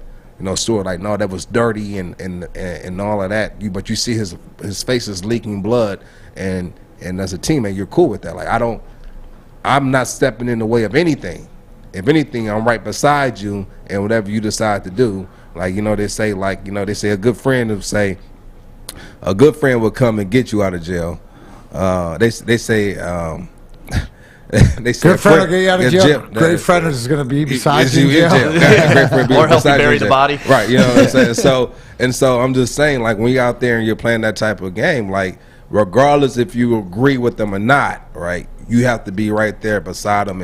And I think Cade he did what he had to do to, I think if he doesn't step in and do that, it might be longer than a 1 game or 2 game suspension. Yep. But at the end of the day, we're winning 20-some games this year, and if we want that bad boys mentality or that gorilla mentality, we have to let people know, like, we're not this won't be tolerated here. Yep. Like, we're not going to tolerate that's what Reggie Miller said about Isaiah Stewart. He's like, he just put himself on a level with Dale Davis. He just put himself on a level with Charles Oakley, to where nobody else in the NBA is going to want to come at this guy, period, ever again, because and hopefully that reflects on won't come at his teammates. Yes. Exactly. Hopefully that comes at, I would expect the same thing. The one thing to the point of what you made about protecting LeBron is that you don't like to see Cade Cunningham you like the leadership, but what if he accidentally got stepped on or rolled his ankle or stuff like that? We got to protect him. Yeah, exactly. Right? Like they protected LeBron. Exactly. And I think that a lot of it comes back to just the youth. The immaturity of being a pro and how they trying to calm them down, and how they trying to tap on the shoulder, calm down, relax. No, bro, did y'all not see this guy just put his whole elbow on my face and you telling me to relax? He hit me in my face, but as soon as y'all grabbing me and nobody's grabbing him, right? Like, whoever was grabbing me would have got it. Like, they would have got punched in the face, and I just would have to deal with the consequence. Like, let me go. I remember we were in, I'm not gonna say any names, but we're in off-season training. Right, we're in all-season training, and we're holding each other accountable. You had a guy who was walking through the drills, and had another guy say, "Listen, pick it up, man." And the guy looks at me and said, "I'm working on my feet," and he's literally walking through a drill during our off-season workouts. And so he gets on them, right, and so they do a sled push. He pushes the sled back. This is the guy who was holding the other player accountable. And when he finished, he was kind of tired. And the guy who he was checking didn't like how he was checking him, and then sucker punched him in his face during our off-season workout. And when he did it, the whole field stopped and looked, and everything paused. And even the guy he punched was like, did he just hit me? It takes a second. And so it took him a second to dissect what just happened. Right. But when he dissected and saw what happened, no one could hold him back. So one of his best friends on the team, I said, man, you got to go grab him. He said, hey, when he get like that, I can't hold him. Exactly. And I can't hold him. And so this is his best friend on the team. Right. And so he lets him go. The guy leaves the field. The team tries to hold him. The guy leaves the field, gets dressed, goes home. The guy said, listen, he goes up to the gym office. He said, I know where he lives. He bought them. He said, I'll bring my fine up here tomorrow. I'll put it on your desk, but he's getting these hands on him. I'm going to his house. I'm sitting in his driveway. Like, I know this. I'm serious. And so they end up suspending him and not letting him come back. Not the guy who checked him, but the guy who punched him and left. I'm not saying any names. But when you have that, like, that can't be allowed. Like, right. And he's letting it be known that won't be allowed. And so you have a game like this and a guy punches you, like, mistake or not, okay, I'm mistakenly punch you back in your face. Like, I am. I'm just gonna be a mistake. You know, and either I'm gonna stay cool until I get the opportunity, or I'm gonna do it right when I walk up to you. It's not right away, or it's right away, or we're gonna plan it out, and I'm gonna say it's a mistake. Accidentally on purpose, but you know what though? Is because it doesn't matter how mad you are. Football season, and everybody wants to look good. How do you do that? Because football season is here. Big game Saturday. Got the Lions on Thursday. It's time to make your grooming experience easy like Sunday morning. Get to your Lady Jane's Haircuts for Men. Walk in, relax, watch your favorite team play. Yes, they got screens everywhere. You can see how good your hair looks and watch the football game. Before you know it, your hair will be game ready. Get to Lady Jane's, open 10 to 8, 7 days a week. Walk in anytime. It's wicked awesome. Big D Energy, Stick Joique, DMac. We'll be right back. Hi, I'm David Hall from Hall Financial. One mortgage myth we hear all the time is having to choose between a 15 or a 30-year fixed term. At Hall Financial, we offer the modern mortgage to create a flexible term that fits your unique financial situation. Our team of mortgage experts are available 7 days a week to review your goals and customize a solution for you. Get started today with a free 5-minute mortgage review at 866-CALL-HALL or chat with us online at callhallfirst.com. Follow us everywhere. Just search Woodward Sports on YouTube, Facebook, Twitter, Twitch, IG, and more.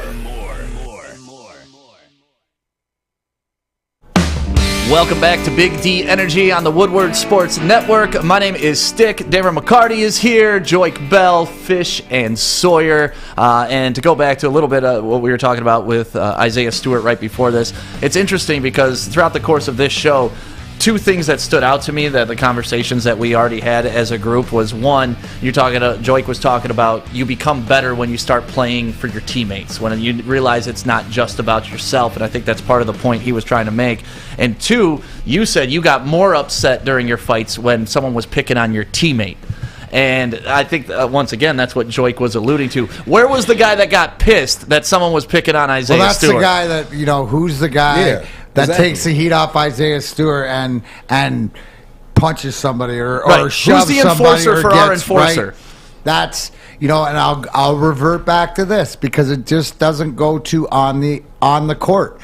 What Cade Cunningham says, the more we play together, the more we learn how to play with each other. And that's on and off the ice. They develop this relationship. We see this in the future. Next time this happens, maybe they're going to talk about it. Right. And what do you want to do? And that's part of building that culture and things like that. But that's the Detroit basketball. It's not gooning, it's not bullying, but it's standing up for not only yourself, but for your teammates. And when they all take that attitude, team tough, because we weren't the toughest team, the Red Wings, but we were team tough, and we proved that. Strength in numbers, baby. Absolutely. Well, strength in numbers is coming to Detroit, too, because we are getting another professional football team, baby. The USFL is coming back, and Detroit got a franchise. The Michigan Panthers is what they're calling it, and there you get a look at all the other logos. You got the Stallions, the Generals, the Gamblers, the Stars, the Breakers, the Maulers, which I love that name, and the Bandits. So here's the question. Who's going to win a championship first, the Panthers or the Lions? The Panthers. They was here before, right? What's that? Were the Panthers here before? Yeah, they were here before. Anthony Carter. Yeah, where are they playing out of? That I don't know. I'll have to look that up. But here's the whole thing, right? That's a legit question. That's as legit question as who's going to win the Stanley Cup or the Super Bowl, the Lions or the Maple Leafs first. The question here, but here's my question I had to you, Stick, and I asked you too, Joique. People go and support the Michigan Panthers and take away from the Lions because does that show the Fords anything, or is that part of a protest, or is this something that I think people would get behind? A USFL team, if they were good, to have a winning football team, right? No matter what it is. I mean, I used to love the arena football stuff. When we were dominant back in the day. Yes, Tim Markham and the boys. So arena football, what a great sport. What do you think of this, Joique? You know what though? I learned about this league by listening to Neil, because Neil is a big Michigan Panthers fan. I think he still has his Michigan Panthers shirt. You know he does. They used to play at Pontiac, right? Yep. Matt still has his jammies. You know, I never knew anything about them until they brought it to me, and it was kind of telling me about the history of the Michigan Panthers. Did they win a championship back in the day? I'm not sure. I think they did. Yeah, I think they did too. I think they did. I think they did too. Here, so, I mean, I'll go to a game. I'll check them out. Journalism. I'll go to a game. I'll check them out. Like and it's like all the same rules, right? Or is it different? Like, how's it play? Like, how many players on offense? How many players on defense? It's 11 on 11. 11 on 11. Yep. So everything's the same. Pretty much. Wasn't the ball different color? Yeah, I mean, there's those little nuances, but it's still the game of football. I mean, it's essentially Where are they playing? Fish. I mean, you're the obscure sports fanatic. He is. The USFL. What rules are different than the NFL? I think they're exactly the same, Okay. other than the ball. Other than the ball. Yep. Oh, okay. Yeah. So, I can't really find out where they're going to be playing at. What's up, Sawyer? Did a little digging on their records beforehand, but when they were a team in the 80s, in 1983, they went 12-6, finished first in their division, and won their division, and then won the USFL championships that was played in Philadelphia. And then in '84, they went 10-8. They were second in their division and lost in the quarterfinals to LA. So overall, they were 24-15 before they were disbanded. I mean, you think Honolulu blue and silver are weird colors? Listen to the name of the colors for this: royal plum and champagne silver. Well, they got sort of DCFC. Yeah, the maroonish. Yeah, they got the football club sort of spirit champagne, but the blue, champagne blue, silver. It's still classic. I like the Gamblers. Yeah. You know, I like, the Stars are always cool. You like the Maulers. I just love that name, Maulers. I don't really love their logo. It's just a dude Maulers. swinging a hammer. But I like the Gamblers. I'm gonna have to get the Gamblers. It'll be. It's always interesting though to see, the rosters or when they develop it or Birmingham Stallions. Like, it's interesting because you got the XFL, you got all these other things. Is this really gonna go on? But it's something that'll be interesting because I'd definitely go check it out. And it'd be cool to see, what talent level it would be. The question is this going to get them filmed that they can give over to the NFL? I believe that's it did. That's kind of like how it is with the XFL. You play in the XFL, and then what they'll do is they'll have it in your contract that you can leave if you end up signing a NFL contract. You know what would be cool?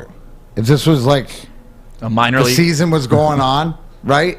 Like we've already had a year of this, and we could be saying, "Hey, Lions should get the quarterback from the Gamblers," or like you look at PJ Walker, he's a backup in Carolina. He made, he came out of the XFL and stuff, but Flutie came out of the Canadian Football League. A lot of guys did, and back in the day it was a money thing. So now hopefully it'll give an opportunity, and the Lions as a team who's rebuilding might be able to, like Joique said, get tape. Get some tape. So it says here all 8 teams are going to play in one location.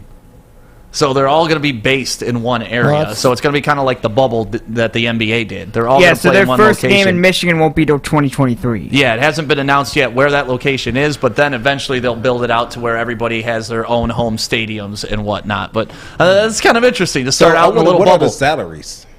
Yeah, that's interesting. That's the thing. What are the salaries? I don't know. Let's see if we can pull that up, Fish.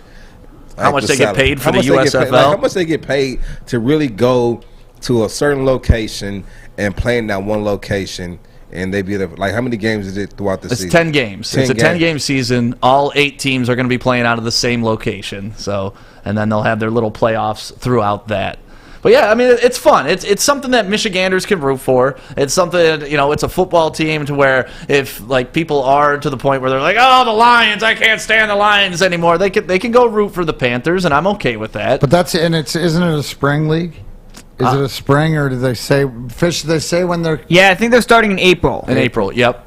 So it'll be an off-season league. I mean, you're never going to want to compete against the NFL. The NFL's gone. What would be cool if it was akin to is like winter ball for baseball, where guys, maybe some of the established guys, but guys that want to go get some tape, that have the opportunity to not only play but to give themselves a shot for training camp or get a tryout or whatever else. So that's what it's about. Yeah, the money will be interesting. It's to Joique's point. It's just about getting on film again. Like if you're one of those guys who you didn't really make it in college, but this opportunity you're able to get on, and you have like 3 good games, send that film to the Lions. Get on the practice squad. At least get an invite, right? Yeah, and yeah, I'm guessing or thinking they might have some type of contact with the NFL scouts to probably even have scouts come out to those games and kind of watch if they have. I don't know, a couple guys who might be a prospect or guys who they feel might have the talent to either get to the league or get back to the league. Because you look at the XFL, some of those guys have already been to the NFL, were released from their team, and then went to the XFL to get more tape to show, like, no, I still have it, to be able to get back into the NFL. And so it can be difficult. Yeah, so it says here, NFL teams are willing to pay a roughly $80,000 development league salary for the signing. So that they're not making a ton of money in the USFL, but they're, I mean, $80,000 a year. Season, $80,000. I mean, you can pay me $8,000 a game to play football. I'd do it. That's good money for someone who's not doing it, right? Right. That's a good. 10 weeks, 80,000. That's not bad. No, I take that all day. That's not bad for a person who's trying to get back into the league. That's, you get paid 80,000. Well, something for the effort, and something to go out there and get back. High five figures. That's good for some people. Yeah, for real. And some of the former players from the old USFL, you got Steve Young, you got Herschel Walker. So I mean, there's some beats. Number 1, and that's on top if you have, because you can still go work, because that's 2.5 months. Right. You can still go work another job for the other, 9.5 months. Or hopefully get an NFL one. Right. And then hope I'll be interested too. A lot of times when you're developing these leagues or whatever, who are the coaches? What is the legitimacy bringing in, and is there guys that can develop? So that'll be the interesting thing too. Yeah, I thought the AF had some decent coaches in there, and the XFL, when they tried their little reboot, they had some decent coaches, at least some names that you recognize. But then they tried to screw it up by trying to merge with the CFL. Don't you dare. Yeah, Fish loves the CFL. Trying to ruin a great league and make it worse. Hey, real quick, everybody that's in the chat, go down and hit that like button. If you're enjoying the content, go down and hit that like button, because I'm right now, man, Fish is so great. He's bringing so much great content. And when he does his thing later today, which you'll know what it is when we do it, but it's coming. It's coming. The content is great. Go down and hit that like button. Yeah, and if you love everything that we do, why don't you come party with us? Thursday, it's Thanksgiving, if you want to get out of the house, sometimes there's a family annoying you, we're doing our pregame show. That is going on at the Tin Roof right downtown. It's right there on the corner by Comerica Park. We're going to be broadcasting live with the Riff, WRIF, simulcasting that. It's going to be Braylon Edwards, Ryan Armani, Maz, Jade is going to be out there. And then the big after party, while everybody's downtown, we will be at the Brass Rail. Me and my man Sawyer over there. We're going to be doing the post game from the Brass Rail. Great pizza, great food. Maybe they'll have a turkey pizza ready to rock for Thanksgiving. But either way, after the Lions game, make sure you stop by, say hi, and just come and hang out, because the Brass Rail is such a great spot to do the post game at. So we will see you Thursday with Woodward Sports, and go Lions. Tony is a third-generation logger that has a simple, practical approach to life and work. That's why his Coast DX342 knife is perfect for him. The stainless steel blade is rust-resistant and made for all-weather use. And the double roll-lock safety ensures that it will never inadvertently close when he doesn't want it to. That's why Coast is trusted tough. Big D Energy live on your radio and on Woodward Sports. Shout out to everybody listening on the Roar right now, and everybody that has downloaded our app and listening on the go. Make sure you download the Woodward Sports app in Google or Apple Play stores. My name is Stick. That is DMac, Joique Bell, Fish, and Sawyer. The college football playoff rankings come out tonight, but obviously the coaches poll already came out, and I know how much you love that coaches poll, T-Mac. I hate that coaches poll. It's worthless. Who cares that? It doesn't matter. You're just boning my Cincinnati team. So they put Cincinnati in the top four. The coaches did. They always do. But it doesn't. It's not going to matter, because tonight the real rankings come out for the college football playoffs. But you see Notre Dame hopping Michigan on this one. This doesn't matter. This one doesn't matter. It doesn't matter. But tonight, how do you see it winding up. Do you see Michigan being in the top 4 tonight? I can't. I don't. I think it'll be tough. But Notre Dame should not be in front of Michigan by any means. They shouldn't? No. So who do you got in your top 4? See, you know what? Because I thought about Here's it. the thing, It's Michigan. Tough. It's tough, man. They're going to stick both Michigan and Ohio State. They might stick them both in there because one of them can't stay after you know what I'm saying? Right. It depends, and that's why it gives Notre Dame where people are saying they have a pathway into the top 4. And that's the only reason that I will put whoever wins this, because Ohio State and both Michigan have only lost 1 game. So whoever lost 2 games this year cannot be in the top 4, right? And so even if Michigan wins this game by 1 point, they won the game, right? They won the game, and Ohio State will have to be out. And so depending on who winning this game will either be I'll keep the 4 that's in there, or Ohio State is out and I'm replacing it with Michigan. Everything else is solid to me. And I'm very interested to see what Cincinnati does.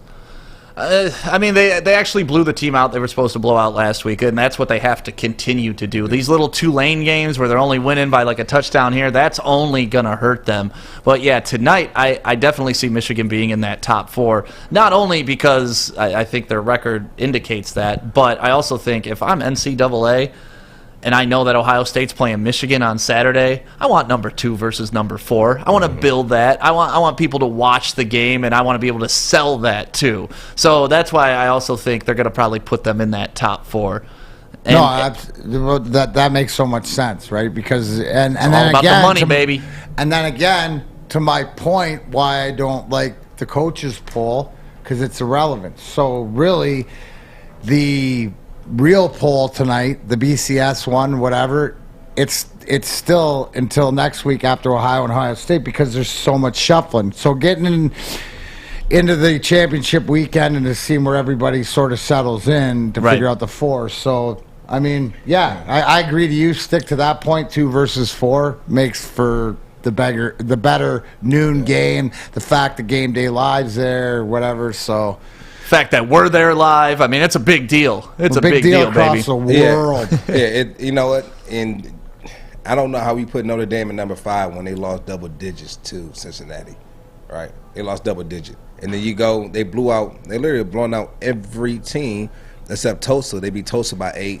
They beat Tulane by almost 20. They beat them by 19, and then they just blew out South Florida.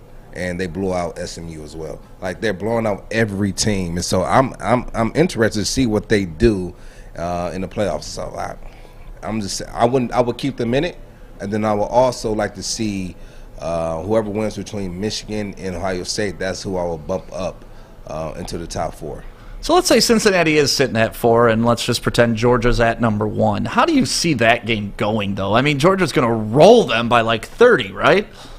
Or do you think Cincinnati is legit, that they can hang with the Power 5 conferences? We'll see. Well, I don't think that the committee thinks they can. Right. So, like I said, we'll wait and see. Who knows? Because the committee seems to make decisions on some by the eye test and some not by the eye test, some by the stats. So we don't know what Gary Bart is using as his bingo machine, his narrative. So at the end of the day, the game's got to be played. And I think that's the issue a lot of people have. It's not the same formula for every team. Right. It's not the same narrative for each team. And that's the issue we're having, where people are having their own narrative to kind of fit their agenda. Yeah, but that's always the way it's been off the record, and he just came flat out and put it on the record. That's the I don't know, the blatant disregard for, that's a power play in itself, right? And not treating everybody the same. It goes to show you, and having the arrogance to come out and say, No, you're right. Right. But this is what we do because I'm in power. Yeah, it's that hard talk that your dad has with you when you're young. Like, hey, man, well, life isn't fair, so deal with it. And that's just pretty much what he said. Like, sorry, life's not fair. You're Cincinnati. Do as I say, not as I do. Oh, I heard that a bunch, too, growing up. Seen, not heard. Be seen, not heard. I heard that a bunch, too. Silence is golden, let us be rich. I heard that one, too. My dad was a gem with all of those. Like, what do you say? Silence is golden, duct tape is silver. That was another one. Dad had a ton of sayings like those that. Great Irish homes. Oh yeah. And Southern homes too. Are you Irish? I'm Irish, and from my family's from New Mexico. So I'm a Detroit boy though. Yeah, I'm Irish. O'Day is my real last name, but we shortened it to Day because no one would hire Irish people back in the day. So you had to change your last name and pretend you weren't Irish. Good times. That's sad. That's the history of the country. What are you going to do? We're all here now. We're all having fun, right? It's a big party. So somebody's quoting the silence is golden, duct tape is silver in the chat right now. Thank you, Lions Rumble. So that's the college playoff football rankings. That'll be coming out tonight. That was a look at the AP poll. Joique, you wanted to touch on some of the NFL games. Yeah, around the NFL. Let's get into it. You have the Dolphins and Jets, 24-17. Dolphins took it home. Did you see that game kind of unfolding that way? Yeah, I did. I mean, the Jets are trash. I tell you a game that no one thought was going to happen. That 41, the coach to the Bills 15.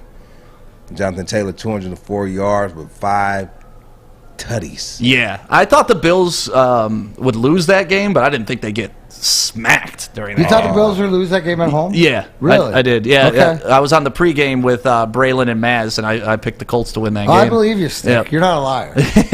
I mean, that game kind of solidified him and just kind of catapulted him to saying, all right, Jonathan Taylor is the best. Well, remember the knock on NFL. Jonathan Taylor coming out of Wisconsin was he was burnt out, or they used him too much. He has overused, and for whatever reason, no. Some guys are just built differently. You broke it down, the way that, and to hear how fast he is, I never thought that, right? Not the bigger back, but durable inside, catches the ball outside, like you said. He's got over 300 yards receiving, so, I mean, and here's the thing. We could have had him, but I like our guy. Our guy's a shining light, DeAndre Swift, on our team, and who so it's feels great. bad? It's great to see. It's great to see your brethren Joique to get the accolades that they deserve, because the running back gets crapped on. Not only salary wise, but we do. No, I mean you're the pawn in the game, whether it's the running back or the fullback. The good thing for the Colts, they got him for another 2 more years on his rookie deal. Oh yeah. And see, that's the whole thing Neil talks about all the time. Yeah, and they'll pick up his 5th-year option. And so he has to continue to do this every year, right, for the next 2 to 3 years. And then when they pick up his 5th-year option, if he's still performing like this, they can hit him with the franchise tag. What's crazy is the running backs that came out in last year's draft is just insane. And then you look at what the Chiefs did. They reached for a CEH who really hasn't. Clyde Edwards-Helaire hasn't been the guy. He's been hurt, though. He has been hurt, but even when he was healthy and playing, he hasn't been the guy. They passed up DeAndre Swift. They passed up Jonathan Taylor, J.K. Dobbins, Cam Akers, and to reach for CEH in the first round. Because I'm big into dynasty football, right? Dynasty fantasy football. So I go deep into rookie rankings. And that summer, CEH was ranked 5th or 6th on everybody's list, fantasy-wise, until he was picked by the Chiefs. And then he jumped up to being the number 1 dynasty rookie that you wanted. And luckily, I was able to get Jonathan Taylor at number 2, thank goodness, because the guy took CEH. But if I'm the Chiefs right now, I'm looking at Swift. How good would Swift look in the Chiefs' offense? How good would Taylor look in that Chiefs' offense? CEH, that's all I got for CEH. But that goes to show you too that not even championship organizations miss on a couple things, and obviously too he's still young, right? So but he was the only first round running back taken that year. I know, the only one. And that's just wild to me. And I heard the reason why they took him. We're pretty good at drafting, guys that don't pan out to anything. We're fantastic at it, actually. We're the best. That's one thing we have our claim to fame to. But I heard the reason why they did that is because Patrick Mahomes identified him at LSU as somebody that he wanted on the team. He liked his skill set. So that kind of goes to let your scouters scout. Let your quarterback play quarterback. Don't let him do your scouting for you, because he may be the one that missed completely. And they just went with it because he's their quarterback. Speaking of, who else knows how to stay in their lane? Who? Guardian Alarm. Yeah, they do. They get it. The good defense on and off the field helps you feel secure. Guardian Alarm has state-of-the-art technology that helps you feel safe. All with 24/7 monitoring. Yes. Lock your house in case you have some Thanksgiving guests coming over, or control the lights, temperatures, whatever you want. Detect if your house is on fire, smoke detector, or the deadly killer carbon monoxide. Whatever you need Guardian Alarm for, you can have it today. But I need you to do this. I need you to call 1-800. Stay out. That's 1-800. Stay out. For everybody in the back, because it's Thanksgiving fish and we don't want anybody left out, 1-800. Stay out. Get out of my house. Get out of the fishbowl. Stay out of Joique's house. Stay all of ours. Guardian Alarm, your local security experts. Give them a call today. Tell them Big D Energy sent you. Stick, DMac, Joique Bell. We'll be back. Big D Energy, Woodward Sports Network. Okay, you thirsty little spin goblins. I want you to pedal into the next dimension. Spin it! Spin! Spin! Uh-oh! Carmen's falling behind. Let's give her the hiss of shame. Spin! Spin! Spin till you bleed! Don't ride the bike of shame. Come to Planet Fitness and find your own lane with tons of equipment, free fitness training, and no hissing. Join today for just $10 a month. Woodward Sports. Missed part of the show today? Watch again on YouTube or download the podcast anywhere you listen to podcasts. Welcome back to Big D Energy on the Woodward Sports Network. You can also be heard on the Roar throughout the Motor City, and of course our app, which you can download for free right now in the Google Play or Apple Store. My name is Stick, filling in for Neil Rule while he is out calling Oakland University basketball, because he is the voice of the Golden Grizzlies. We have DMac in here, Joique, Sawyer, and Fish. And it's been a fun show today. I feel like we've covered a lot, man. And I always love doing a show with you two, and I talk about this because I was never a professional player. So to be able to ask you guys questions about, hey, what would the locker room think of this? Or how would that be perceived as a player? It's fun to get that insight from you guys. So I hope you know how much I value your time and being able to ask you those questions. No, we love it too, Stick. And it's always cool because I'm sure it's cool for Joique and us too, because there are similarities, obviously, being professional athletes in locker rooms, but hockey and football, different amount of people, different relationships, and it's always interesting to see how the inner workings, because a lot is the same, but there's always just a little bit different. And I learn something new every time, and for me, I'm grateful to be able to work with Joique because I watch football differently now. Like, I've been educated on different things. I hear his voice when I'm watching things. Like, I'll give you an example. Okay, so last night, Brashard Perryman, we had here. Cut him, whatever like that. So Bruce Arians has him in Tampa Bay. And you see him, there was one play with a minute left in the second half where I was watching the Peyton and Eli cast, which was hilarious. Kevin Hart was on there, Bill Parcells. Booing the team coming out. Every time. And, you think it's annoying, but every time Peyton's breaking something down, and then Hart would go, yeah. And so on this one with the trap pass, and then it just sets up the run for the touchdown. But back to Perriman, saying how Bruce Arians likes his speed. And I was like, you see him near the end of the half, went for a touchdown, you can watch it, but he stuttered.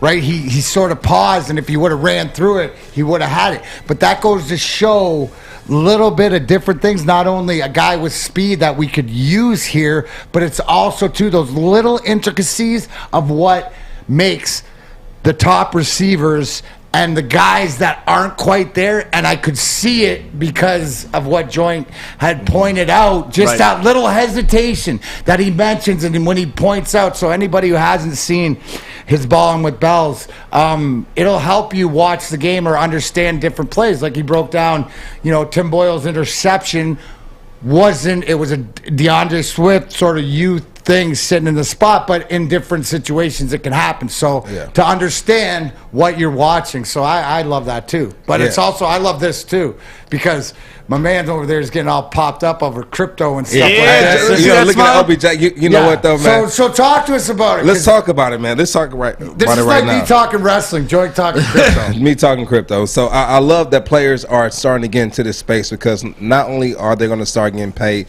in Bitcoin, and if you look at, can you bring this up real quick? OBJ is he wants to take his full contract in Bitcoin. So breaking Odell Beckham Jr. Has teamed up with Cash App and will be taking 100% of his new NFL contract in Bitcoin, and they're giving away $1 million of Bitcoin on Cash App. And he had it was a program or a contest that they were doing where you at me on this and go follow this page, and we're giving out $1 million Bitcoin, $1 million worth of Bitcoin. Oof. That's go to his Twitter, go to NFL Twitter, and go to OBJ Twitter, and just go look up what he's doing with that contest, because I'm telling you that $1 million you get in Bitcoin right now can very well be $100 million in the next 5 years, next 5 to 10 years. Yeah, and that's crazy. And that's being honest. But what people are doing is, they would take their money in Bitcoin, because Bitcoin is more so like it's going to preserve your wealth, right? It's going to preserve it. It's not going to grow fast and quick.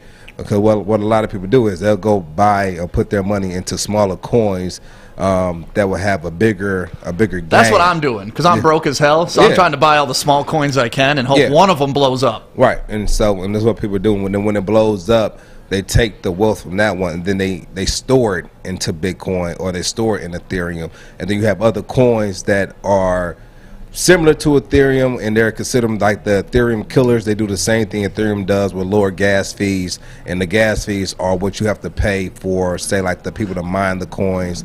And mining the coins is basically mean a person made a coin, and that's one thing I like about some of the coins in the cryptocurrency. You can't continue to make them, and so once they're all gone, they're all gone. Right. Then supply and demand comes in, and that's when it goes. And that's when, so the more people purchase a coin. It's some coins that don't have a cap; they just continue to make them. You have some coins that are considered meme coins, which are basically the coins that the economy they dictate the price of it.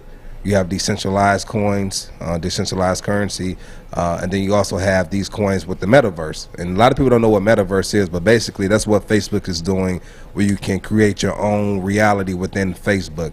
And so it's a lot of coins out there that you go into the coin, you can go into the land, you can buy your own land, you can build on your own land within this system. Yeah, so you can buy plots of land. You can buy plots of land, you can build on it, and then in the virtual it's almost like Farmville, but in real life. Sounds like The Sims. It's based like The Sims. Ready Player One. That's what it is. Ready Player One. You can go be who you want to be. You can create what you want to create, and then once you go in there, your plot of land. Say you built a club on that plot of land. You guys can come to my club. You guys will pay me in that currency, that cryptocurrency of that coin, and then boom.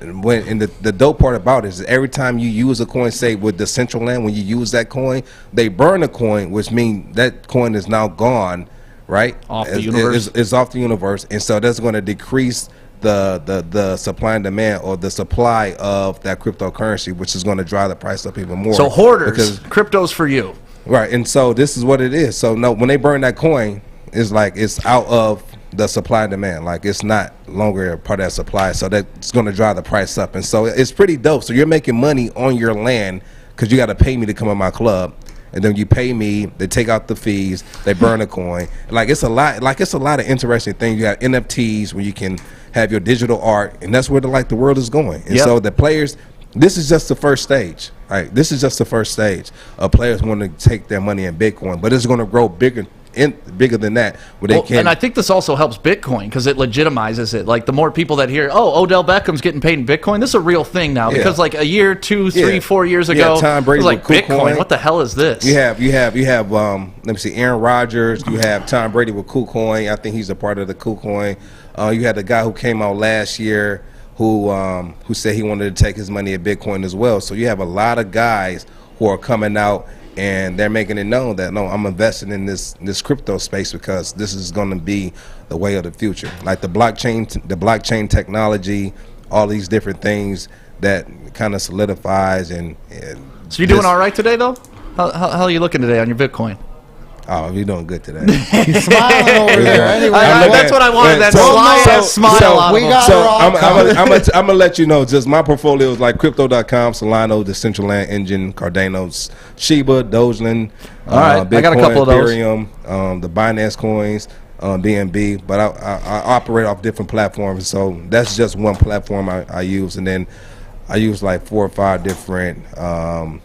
Crypto platforms to purchase my coins. You know what my crypto is? Get into it though. The Darren McCarty brand. That's an also great way. That's a great way to supply and demand, baby. Supply and demand. So you get that and you throw all that into the crypto market and then just sit back and let it grow for you because absolutely. That's how I'm all about, letting it grow. Get it when it's low. Make sure you're research the people that create the coins. Get low. And then solidify those people, make sure that they're credible. And then from there, look at what they're trying to create with their coin and try to figure out if that's going to be the way of the future. Yeah, buy low, sell high. That's the advice I got for you. This is Big D Energy. Thank you guys for being a part of the show today. We'll be back on tomorrow, so enjoy your Tuesday, and we'll talk to you on Wednesday.